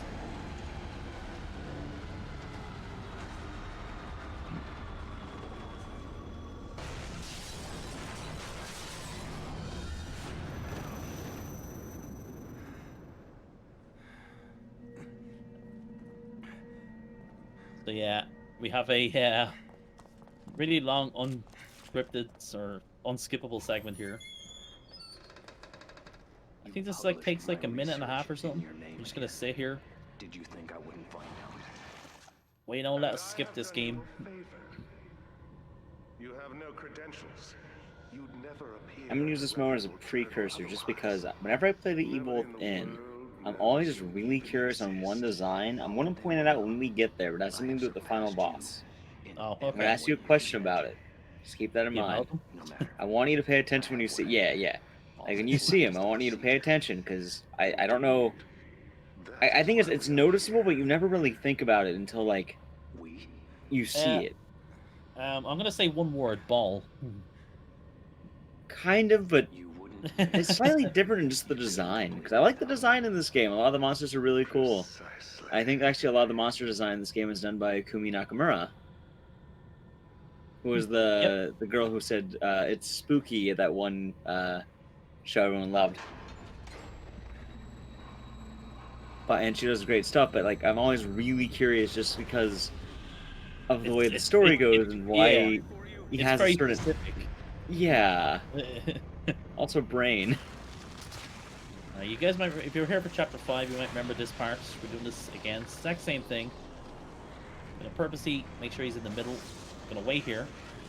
Okay. There we go. This guy will get up, but we're just gonna shoot him. And there you go. It's chapter 14. Kick.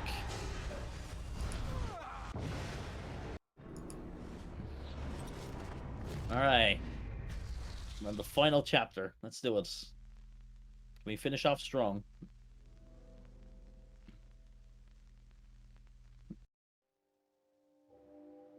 Ooh, there's Kidman.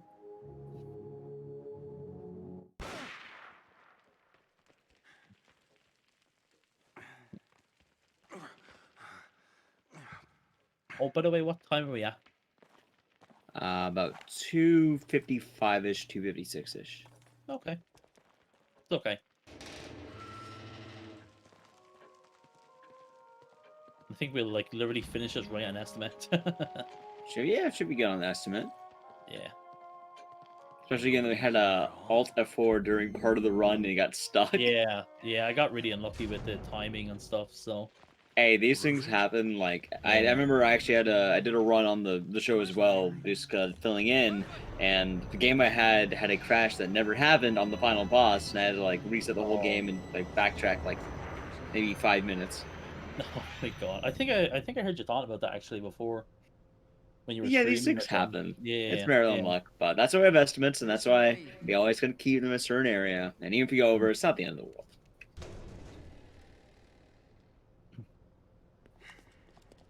Okay, so the beginning of chapter 15 here is just a lot of running. This is like the build up to the end.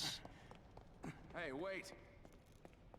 See, the basic of the story is Ruvik is trying to get out of STEM and he's using Leslie. The reason why he's using Leslie because it's something to do with like their brainwave needs to be like similar. Ruvik and Leslie have both been through like a trauma, so All right, kid. that just makes it so we can connect to him, or you know, something along the lines of that. So that's why Leslie is important in the game. Yes, he actually does succeed.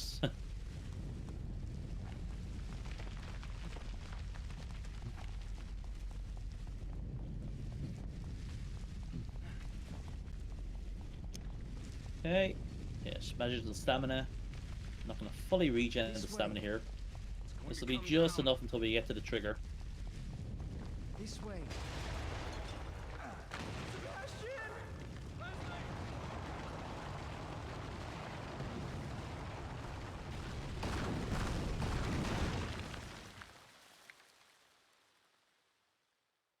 Spoilers on a 6-year-old game.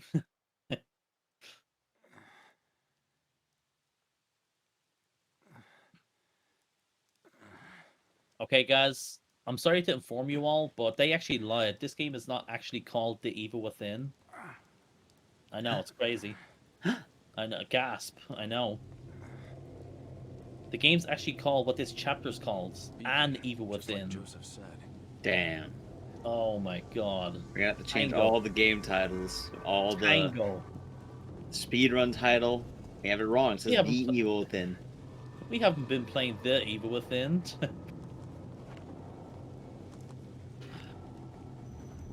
Okay.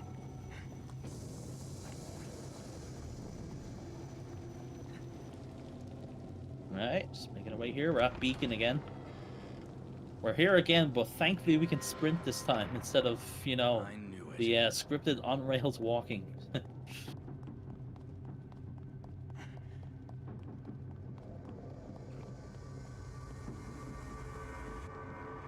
Yeah, we do have a few sections incoming. Got Gauntlet fight, we got some, got a boss fight with the Sadist again and the Keeper. 2 Keepers this time together, though. They've upgraded.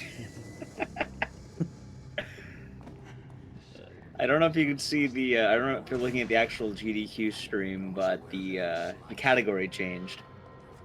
Really? Yeah, we changed the speedrunning category from the Evil Within New Game of Kuma. To Well, yeah, we had to. It's more accurate now. I can't see it, so. Oh, apparently it changed back. I always like catching those. They're fun. Alright. Let's go here.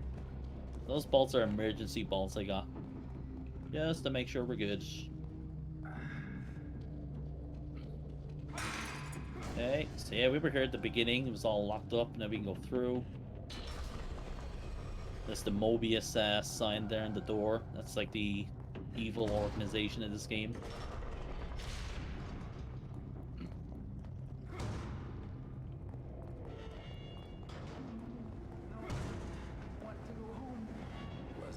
There we go. Also, check out this running animation here up these stairs. This is funny. Like, what is that? Look at him go.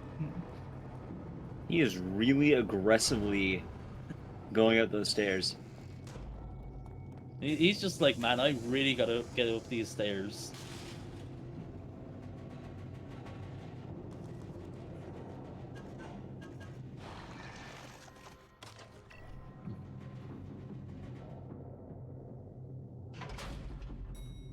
Okay.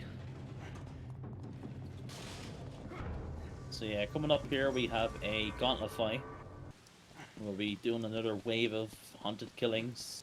And we're going to be using a lot of electric bolts. I think we're going to be using like 6 electric bolts for this part. Pretty crazy. This is also another part where usually if we were doing this run with the DLC pack, we'd be using flame bolts. But yeah, this is another part that's more fun to do without them. More going on, more mechanics. Rather than you're just standing there watching them die. Hey, damn it! Hey! Okay. So yeah, this fight's also like, it's kind of like tightly timed as well. I can't mess up my movements or anything. I've got to like get to a certain spot before they spawn and so on. So once we gain control of Sebastian here, we're going to immediately run to the right here. Run up the ladder that you can see right there.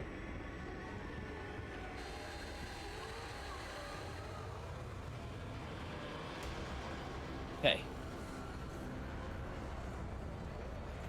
Yeah, here. And you'll see like we'll get like a trigger here, like right as we get up here. Can't really waste much time. Yeah, just the timing there.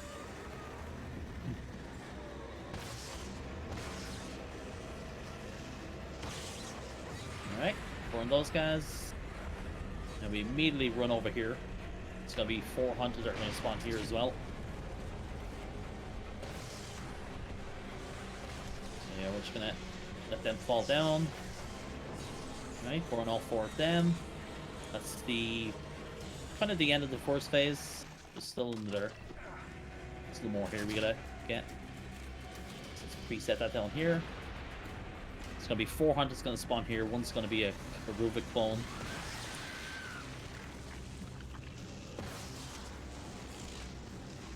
Very nice. We got all 4 of them. I like when that happens. That doesn't always happen, so. That's the first phase. Alright. So yeah, for safety, we're going to set down an electric bolt here. That's going to stop some haunted from getting to me.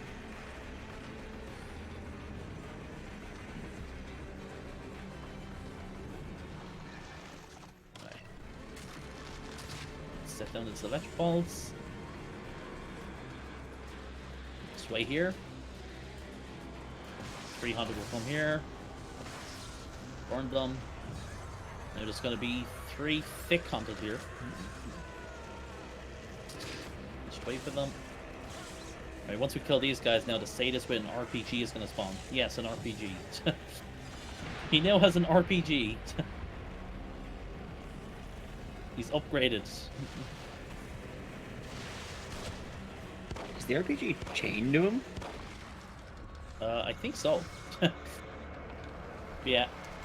So yeah, it takes 1 sniper and 3 magnum bullets to kill him. Also, this part here you can cheese. If I don't walk forward here, these 400 will not attack me. They just totally ignore me. So we can stand here and just, yeah, snipe them off. Right. Easy clap.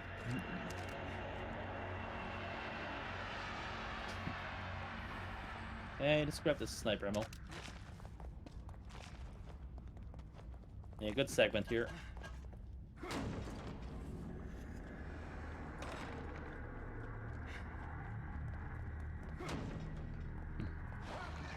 Alright, let's see. How many trap parts can we make here? I think we can only make 4.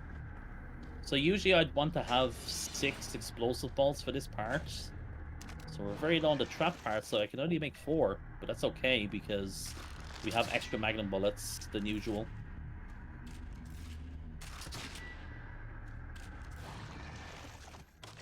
Okay. Right, run up here. This is going to spawn the 2 keepers. Alright, we're going to do some quick shots with the sniper here.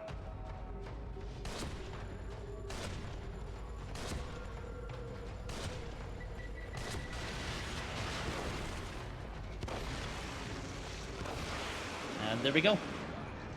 Good fight. Double keepers down. It's pretty wild that a Magnum does more damage than like 5 sniper bullets. Yeah. Ruvik, I created this world. You cannot keep me here. So this is kind of like the last bit of the like normal gameplay of the game. The rest of the game is like on rails and it's like a shooting segment. Right. Alrighty. So yeah, this is a bit RNG there where the eyeballs are set and all that. Okay. There's a bunch of bear traps around. Okay. We'll shoot that. Nice. That was a good shot, actually. We shot both the bear trap and the bomb. Right. One thing you can actually do as well, you can actually shoot these eyeballs and they stop looking for a few seconds. Okay, let's do that. Okay, use the flash. Disarm that. And we're good to go.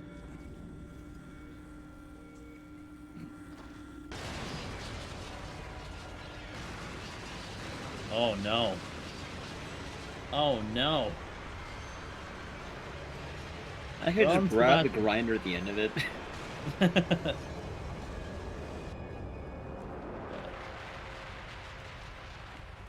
So yeah, I think it usually takes 5 minutes to beat the game from here. From this point.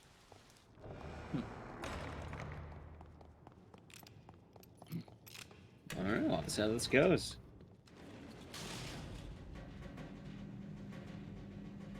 Also, Sebastian's about to lie to us here as well. Fortunately. He's gonna talk now in a second.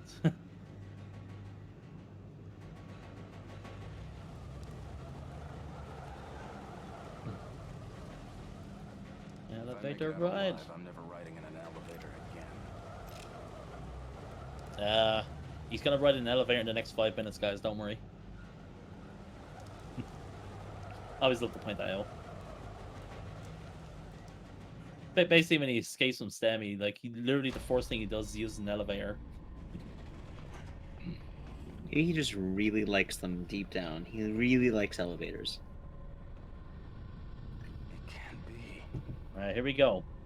The finale.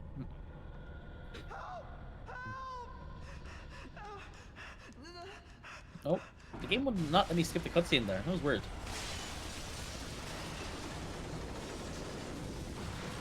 Do a little bit of spinning.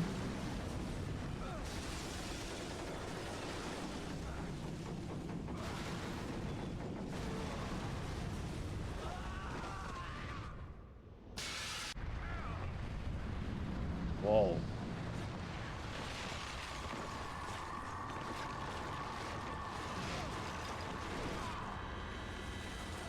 I have to say, this part is cool to look at visually. You know, when you're just running through it, you're like, whoa, what is going on? Oh, yeah. Alright. There's actually a weird thing here. If you turn the camera around here, you'll actually just instantly die, even though you're not, like, slowing down or anything. You're just not allowed to look behind you. The game's like, no, you're not allowed to look behind you. I will kill you if you do. So yeah, let's not look behind me.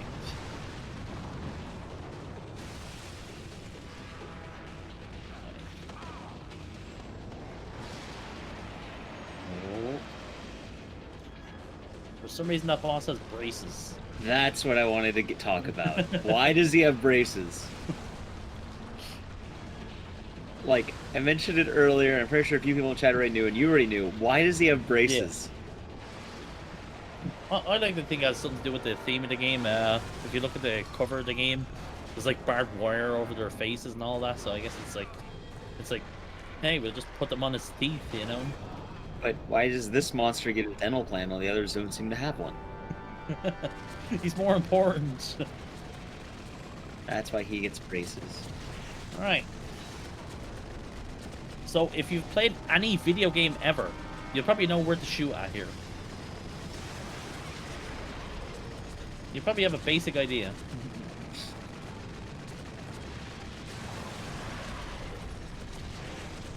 his braces. There we go. Okay. Shoot through that.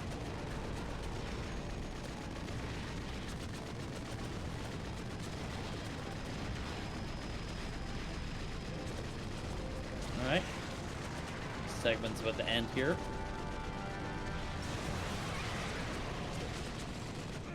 Okay.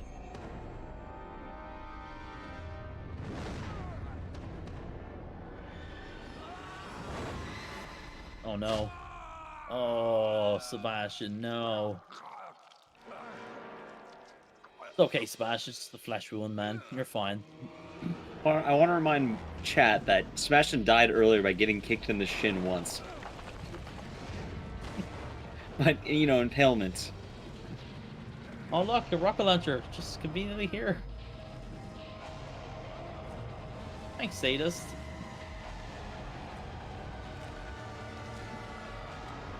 Alrighty. Let's see. So there's actually a bit of a quick kill here for this part, which I just failed. You gotta like aim the rocket at a certain point, at a certain timing. But that's okay. I just want to like kill this guy. Alright. Can we get him? No, we can't. So hopefully we just need to get like a couple of headshots and we're good. There we go. That's what I was hoping for.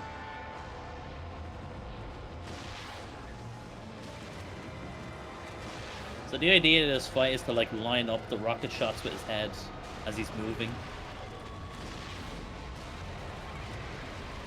Okay, so I'm just gonna do this shot now. And now I'm just gonna wait for him. Once he gets like right close to us, he does like a scripted like yell. Or he'll like growl at us, and it's like an opportunity to shoot him again. It gives us like a free like headshot. There we go. Alright, we got one more thing to do. One more final shot. I believe time should be coming up, right? It's a little bit away. I will let you know. That should be roughly around the estimate. Ooh. Okay, very good. So that final shot is actually really nice to do on Nightmare and Akumu. You've no time to react there. You've literally like a second or two to react to the shot. And it's kind of like a bit hard to shoot. Even sometimes you'll like your reticle will be on Ruvik and you can still miss. It's weird. But yeah, GG. We did the thing. I think there's still one more thing to do, though. Yeah. One more final movement.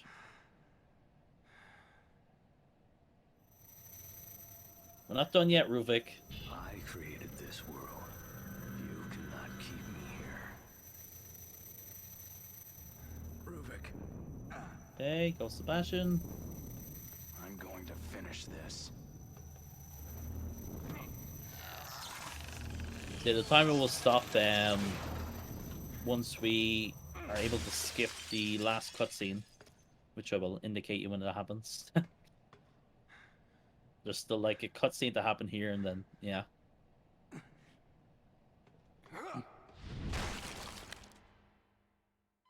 Okay, we still gonna wait. Vital signs, sir. Yeah, this game has a lot of like, you know, scenes like this, so you're just waiting and then like cutscene to skip.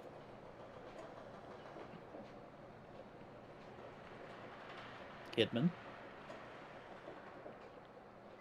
Leave that one. And those two. They're not going anywhere. No one can. Alright, chat. Guess how many times we died? We're gonna see the results soon, so.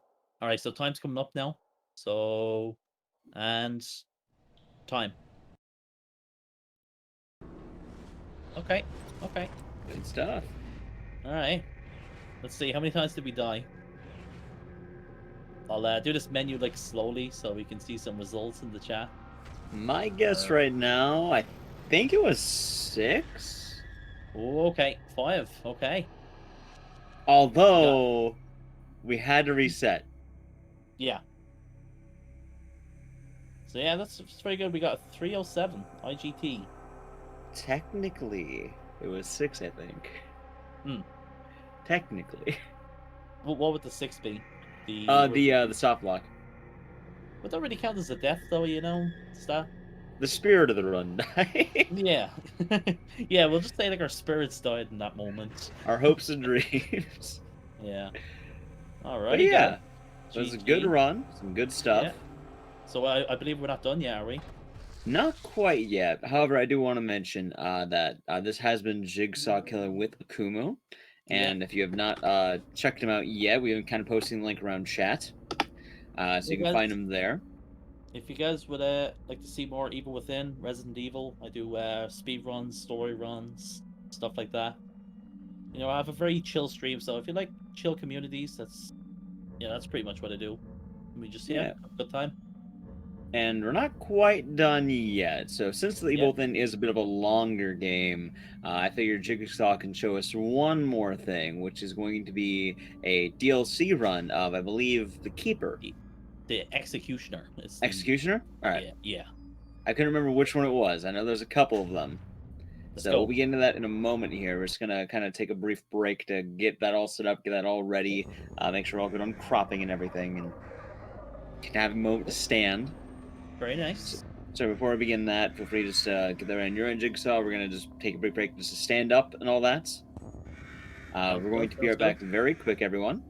Be right back, guys. If you enjoyed Jigsaw, make sure you check him out. As well, we're going to be returning very quick.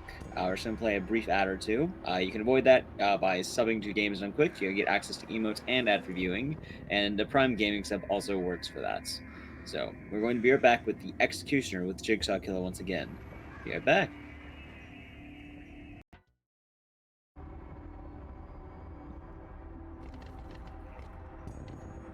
All right, we're back once again. So we had a great finale for the Evil Within Akumu. However, given that, with this episode we've kind of been focusing more on the Evil Within, we're going to focus just a little bit more than just the main game. We want to leave you with a lasting run, and I think a keeper of a run.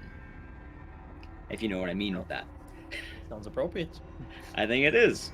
So, Jigsaw, I'd like to explain what the Executioner DLC is before we begin. Hey, so yeah, guys, this is the Executioner DLC. We're going to be playing as the Keeper, the box-head guy. So this is very short. It's only going to be about 25 minutes or so, depending what happens.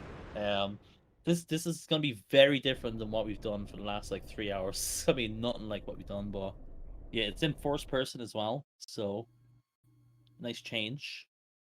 And essentially, it's pretty much like a boss rush DLC. We're just literally going to be going from boss to boss. The first boss will be the sadist, so it'll be Keeper versus the sadist, and yeah, we'll just go from there. So our main attack is with our own mace and so on. You can do a few unique attacks. Alright, let's go.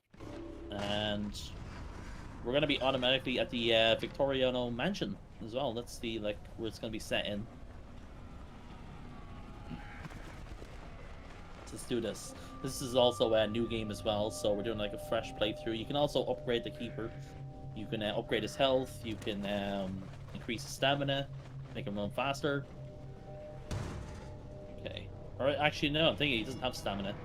I just meant to say he was. Yeah, you can make him run faster. So here we're gonna run into a tutorial.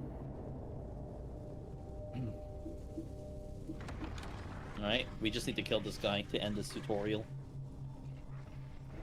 Okay. We're gonna do a kind of like a lunge attack. I'm just gonna smack him here a little bit. Yeah, the game wants us to grab him here. That's part of the tutorial. And now we just wanna whack him a lot. We just wanna do Keeper things. We're just gonna keep hitting him here until the game allows us to kill him.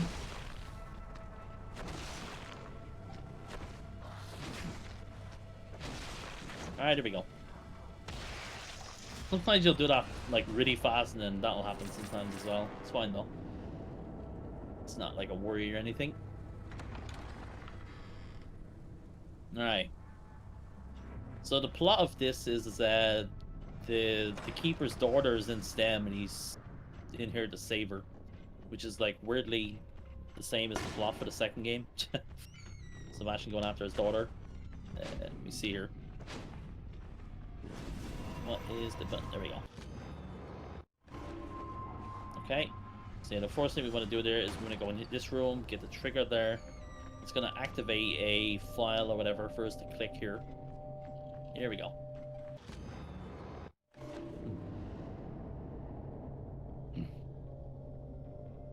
Okay. So essentially he's just like following where his daughter is going here. So there's going to be a tripwire in this room. We're going to go in here. We're just going to grab this chair. Okay, throw it at it. There we go. Let's run into this guy, just hit him, and just run. Just so he doesn't continuously hit me or something. Okay. Alright, first boss fight.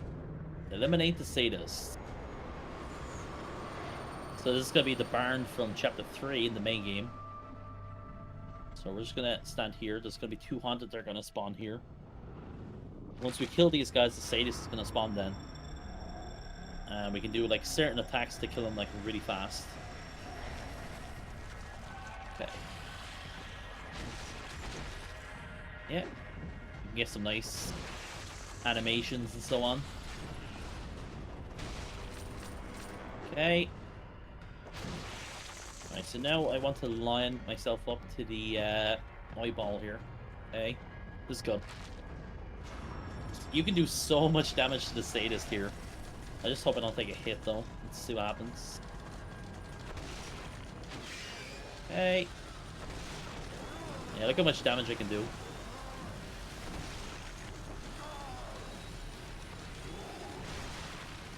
Right. Doing okay. And he's dead. That's the first fight. I just thrusting the hammer seems so much stronger than just like swinging it. Yeah, it's the lunge attack is the most overpowered thing in the game. That's the thing that just wrecks everything. Right.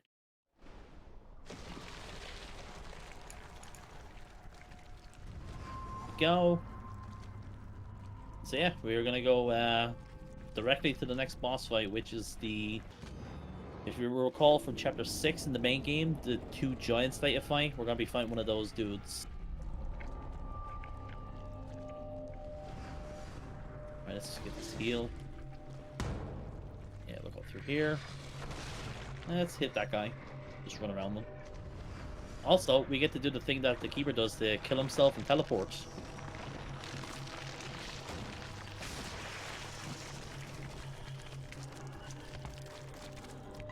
Which you would probably think the keeper would just break down the wood and all that's blocking that thing.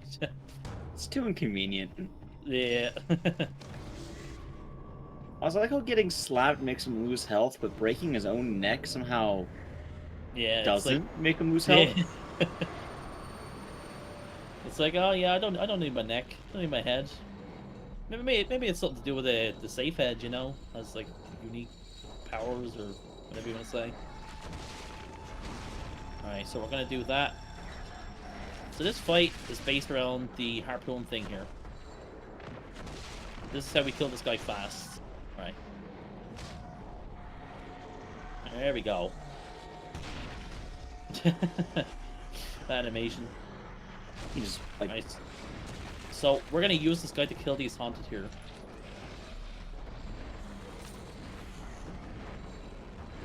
Okay. I really want this guy to kill them. That would be so good because I do not want these guys to get in the way of Alright. Hey, very nice. Okay, cool. Good fight. Nice. Very happy how that fight went. Yeah, the harpoon is the like secret to this fight. To do it quickly. Also, you can see we're getting like coins or whatever. Those are the currency of this run. of the game. We'll use that to upgrade in a bit. It's weird that keeper as currency. Yeah. Alright. So up next, we're actually gonna be fighting Joseph. An infected Joseph. So during the main game, Ruvik takes control of Joseph and makes him do his bidding and so on. And we're basically gonna have him in that like form or whatever. Okay. So yeah, let's run around here.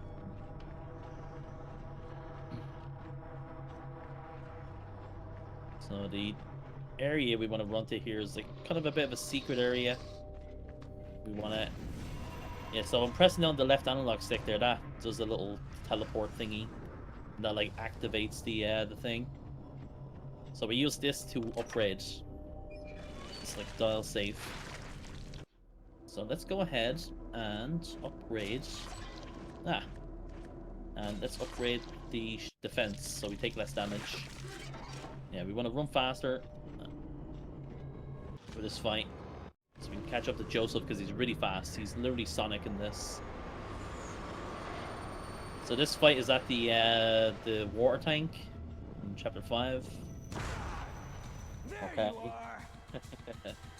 So Joseph will shoot us and throw Molotovs at us. And he also rolls away as well. So we gotta like time our attacks and yeah. Yeah, Molotov. I'm trying to like time the lunge attack. Okay. One thing about Joseph as well, you can like hold on. Just trying to get close to him. Yeah, you can bait out his attacks a lot. Just watching what he's doing. Wow, he's zoomed away. Yeah, like I said, he's really fast. I'm not gonna go away from him though to heal. Get an emergency heal because I'm really low. Okay. Also, there's big haunted coming after me as well. Okay. Nice, very good. It's funny that Joseph will take more hits than the sadists as well.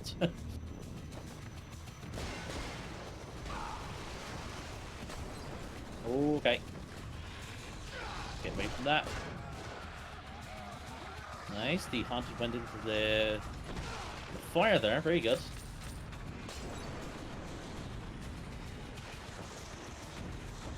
Let's just avoid these guys, do this as carefully as we can. Okay. Avoid that. You could have gotten the kill there. I literally just need to hit him like once. Okay. Okay, fine. Could have done that faster, but it's fine. Joseph is one of the toughest fights, I'd say. He's very fragile, agile. Apparently he's tankier than the sadist, though. Yeah, like, I did get a good few,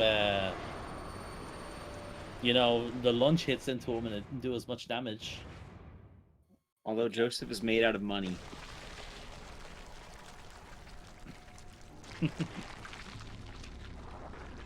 Alright, so we unlocked the door to progress here. I believe the next boss is an RPG sadist now. And he's a giant pain. He can sprint just like Joseph. I think he's actually probably faster than Joseph now that I think about it. And his rocket launcher can shoot out 3 rockets in succession. So like one rocket will go out, the next one will go out, and then one after that as well. 3 times in a row. Because that's fair, right? Also, I suppose with Joseph, it's worth noting, you did shoot him with harpoons earlier in the game. I guess he could take a hit. Yeah. And we had him taking those sniper hits as well in the bus segments.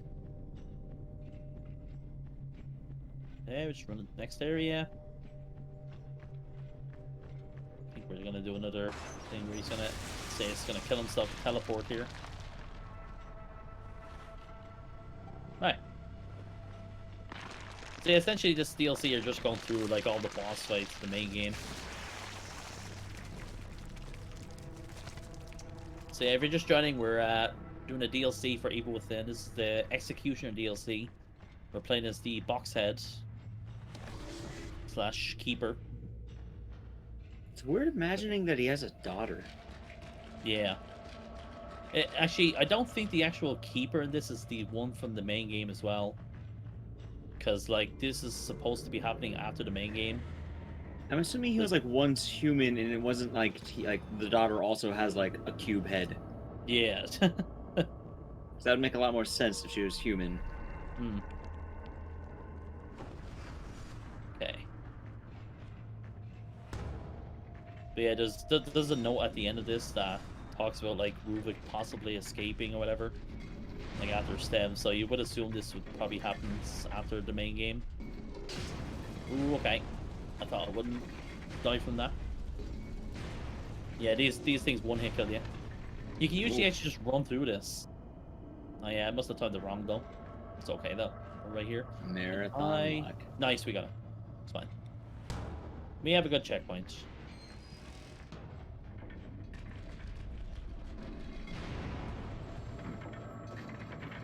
Let's see what's going on here. Yeah. Alright. Please let me run through. No! What am I doing here? It's funny, like, usually when I'm going through this part, I never think about it going through. I just run through. It's like, this is like weirding me out right now. I don't know why the timing of it is off. These things happen. Yeah. Third time is the charm. Let's see. Also, Yeah, we said all the good luck was during the Akumu run. There we go. See, that's even weird. Like the timing of the thing there was different. I don't know why that was. Maybe we just got really unlucky or something. All right. I think we can get another. Yeah, I think it's like 70 points we need for the next upgrade for the sprint. Yeah. Okay.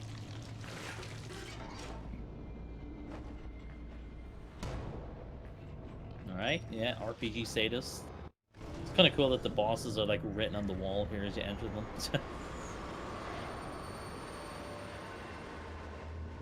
Oh boy. There we go. Fun times ahead. Watch how fast he is. Watch him go. Zooming. Zooming along. I can't catch up to him even. And I upgraded the sprint twice. So yeah, rocket. Yeah, he shot 3 rockets there in a row. Okay. So yeah, we've got to run into this guy, trying to avoid the haunted as well as they're coming for me. He's going to use the rocket. Yeah, you can tell that he tries to troll you with the rockets as well. The first like 2 rockets will be at the same spot, and the third one will be like at a different spot.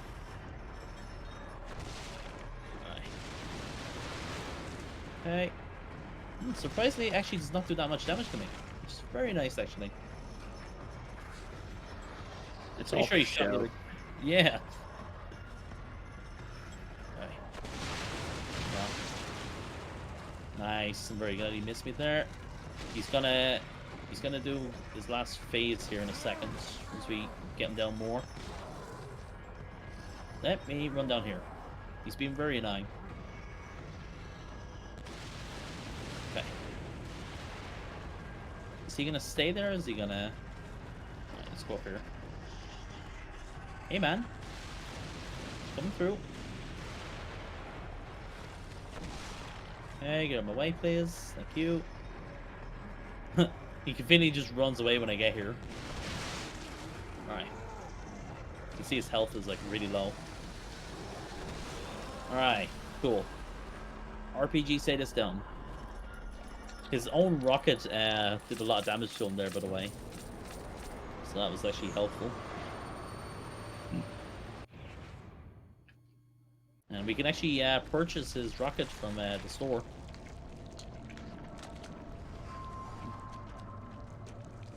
How helpful is the rocket? I actually cannot recall. I haven't done like extensive playthroughs of this game, of this DLC, so I imagine it's pretty strong. I literally just like played this and then just like learned the speed run of it.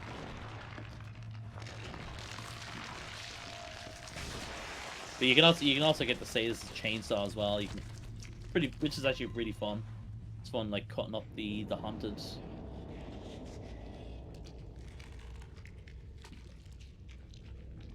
Okay, so Invisible Haunted returns. But we have a thing to actually see them. Okay.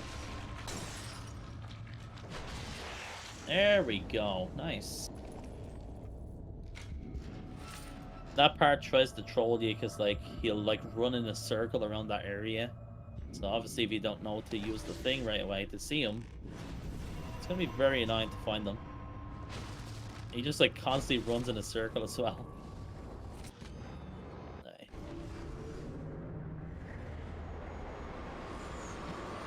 Alright, so eliminate the Amalgam Alpha, the Chapter 10 end boss. And we're in the car park as well. So the trick to this fight is using the cars when he lunges them at us. So he's gonna lunge at me and I'm gonna hit it with my hammer to lunge it back at him. And it's gonna stagger him, do a lot of damage to him. Wait, is this the one with races? So the thing at the end of the game is called an Amalgam as well. This is called the Amalgam Alpha. The one at the end is just called the Amalgam. Oh. Okay. Hey, man. Let's see. I'm trying to keep him away from me.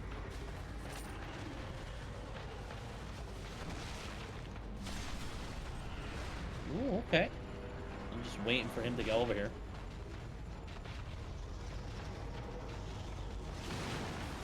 No, that didn't work. Okay. Yeah, sometimes the cars just don't do what I want them to do. This car here tends to not work, but I'm gonna try it anyway. Okay. Can we get it? Nope. Let's go to the next one.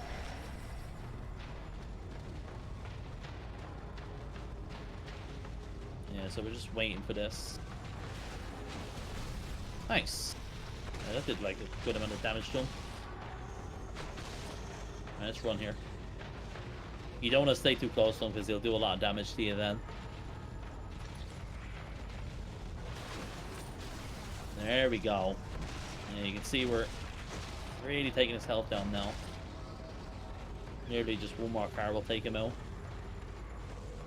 You can literally do this fighting like 2 or 3 cars as well if you get the best RNG. No RNG in a speedrun, eh? Okay.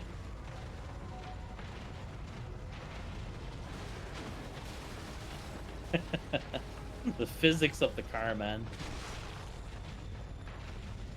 They're just launching around the There we area. go. Yeah. That's the thing that's annoying with this fight is like you'll be trying to just get the best time or whatever and then this happens. I'm sure there is better ways of doing this fight though. I haven't like optimally ran this in a while. I just do like the basic like strats for it. Okay. I think we're off to the final boss now.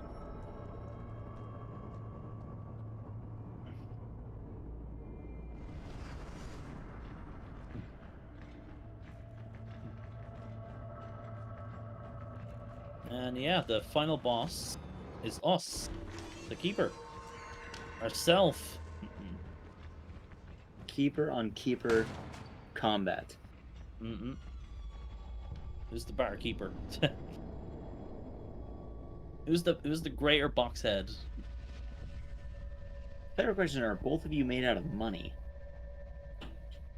Yeah, pretty sure. Definitely. Oh.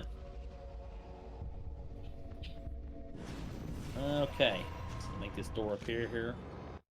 Gonna do our last upgrades here. Got a lot of money here. Money.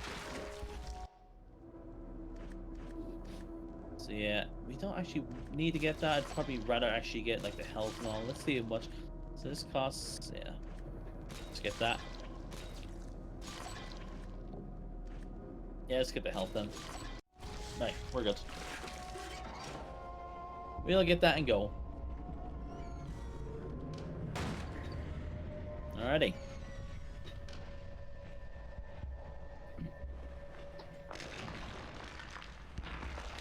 Alright, we're at the home stretch now.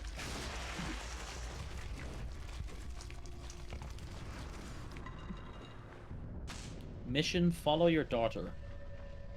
So yeah, this keeper is actually called the Dark Keeper, and he actually wields a sword.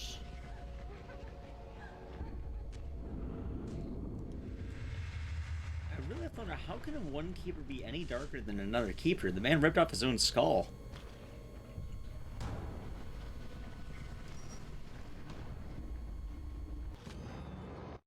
Okay. Eliminate the Dark Keeper. And so here's their daughter asleep over here. Okay, let's go here. So this is the game telling us, hey, bring this keeper over here and trap him in this. What's the strap for this part? Oh, he's gonna spawn here. We're gonna do some baiting. Yeah, he has a sword here, so you can get this sword at New Game Plus as well. Alright. Set down a trap for him. Should be fine. There we go. So we gotta do this like 3 times. We gotta bait him into this, and it kind of like changes as it goes on.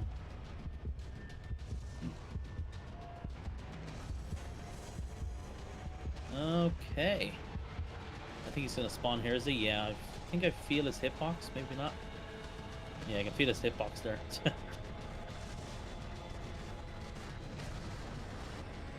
Alright, let's see if I can bait him over here, run around him, and hit the lever. This usually works. There we go. Nice. So this part coming up here will probably be the hardest part of this. You will now summon out the lower arms that the Ruvik clone does, and she pretty much one-shots you if they get near you. But you can cheese it, so.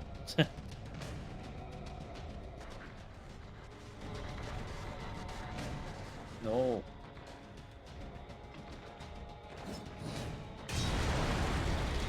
Man, what a sight.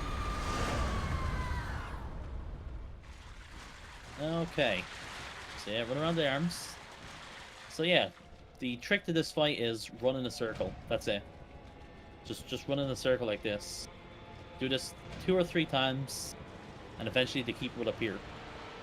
And most of the time you'll avoid the lower arms doing this. Just run in a circle. Run in a circle. Why does that work exactly? I'm actually not sure. I just figured out this randomly. You know, while I was like playing, I was like, oh look, this works. Just run in a circle, and there's the keeper. Once you attack the keeper here, the arms will go away. So, all right, let's see if we can do the same thing here again.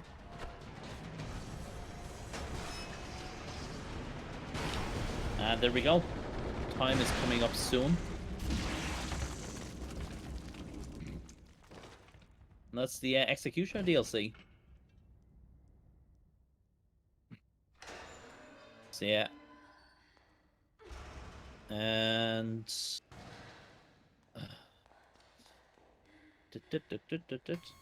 Time.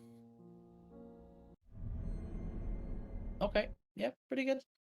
Pretty good, all things considered. Yeah, well worked out. Right, and we have a results screen as well. We will see like all the bosses we've done and the total number of deaths. We got an A rank. So you can Sadist, Zen's, Jodov's, RPG, Amalgam, Dark Keeper, and a question mark. The question mark is a New Game Plus boss battle where you fight Sebastian. Huh. So that's pretty cool, which you'll see here. The sword is now available. Sebastian's battle room has been added. That's the fight. That's the question mark thing. And yeah, that's the Keeper DLC. It's a GG. These are my times as well. Previous runs. Yeah, that's cool to see it. I think it's the quickest time I've done. 22 minutes. I think think the world record's like 19 minutes or something like that. Pretty good. All right. Well, thank you again Yeah. for being able to show the evil within both the Executioner and the base game on Akumu. Man, GG. What a Yeah. show. And before we head on off, if people want to check you out on Twitch, where can they find you? Yeah, so follow me over on twitch.tv, Jigsaw, JIGZAW_killer. And same as my Twitter, twitter.com, Jigsaw_killer. Those are the spots. And yeah, if you want to see Evil Within gameplay, I do speedruns all the time for Evil Within, Resident Evil. We do story runs, marathons, all that good stuff. And yeah, guys, thank you all so much for watching my run. I hope you guys had fun. I hope I could show you some cool tricks that you can do for these games. Yeah, very happy with how the Akumu run went. Having the 5 deaths, that's insane. That's actually crazy. I guess stuff like that. The GDQs, so. All right. Well, it went well, and now we are pretty much done with today's episode of Speedruns from the Crypt. I do want to thank you again, Jigsaw, for being on here. Yeah. It was a nice and kind course, of Ecdysis, thank you so much for being an amazing host. You know, you were amazing to talk to here. You know, it's great to have somebody, you know, that's chill, just like yourself. So yeah. Thank you for being on. But yeah, having the evil within was a nice juxtaposition from last episode of having the escort missions, having partners. This one is mainly focusing on oneself, so that's kind of the whole fun theme of that one. We'll be back in a couple of weeks for Speedruns of the Crypt. We're a bi-weekly GDU Hotfix show. We have a lot of GDU Hotfix shows, and information for all the Hotfix shows are available on gamesdonequick.com/hotfix. You can find all the different shows by a variety of showrunners and topics if you're into that. So there's a lot of cool stuff with that. And as well, tomorrow we'll be having the first step with Torchlight 3, and they'll be starting at 7 p.m. Eastern. I want to thank you all again for watching Speedruns from the Crypt. It's a fun horror show that we like to put on for you. I've been your host, Icdysis. If you like me, you can find me on twitch.tv/Icdysis, and I'm also on Twitter at Icdysis_Twitch. But yeah, this has been Speedruns from the Crypt. I just want to say thank you once again, and have a wonderful night, everyone. goodbye, everyone. See you later.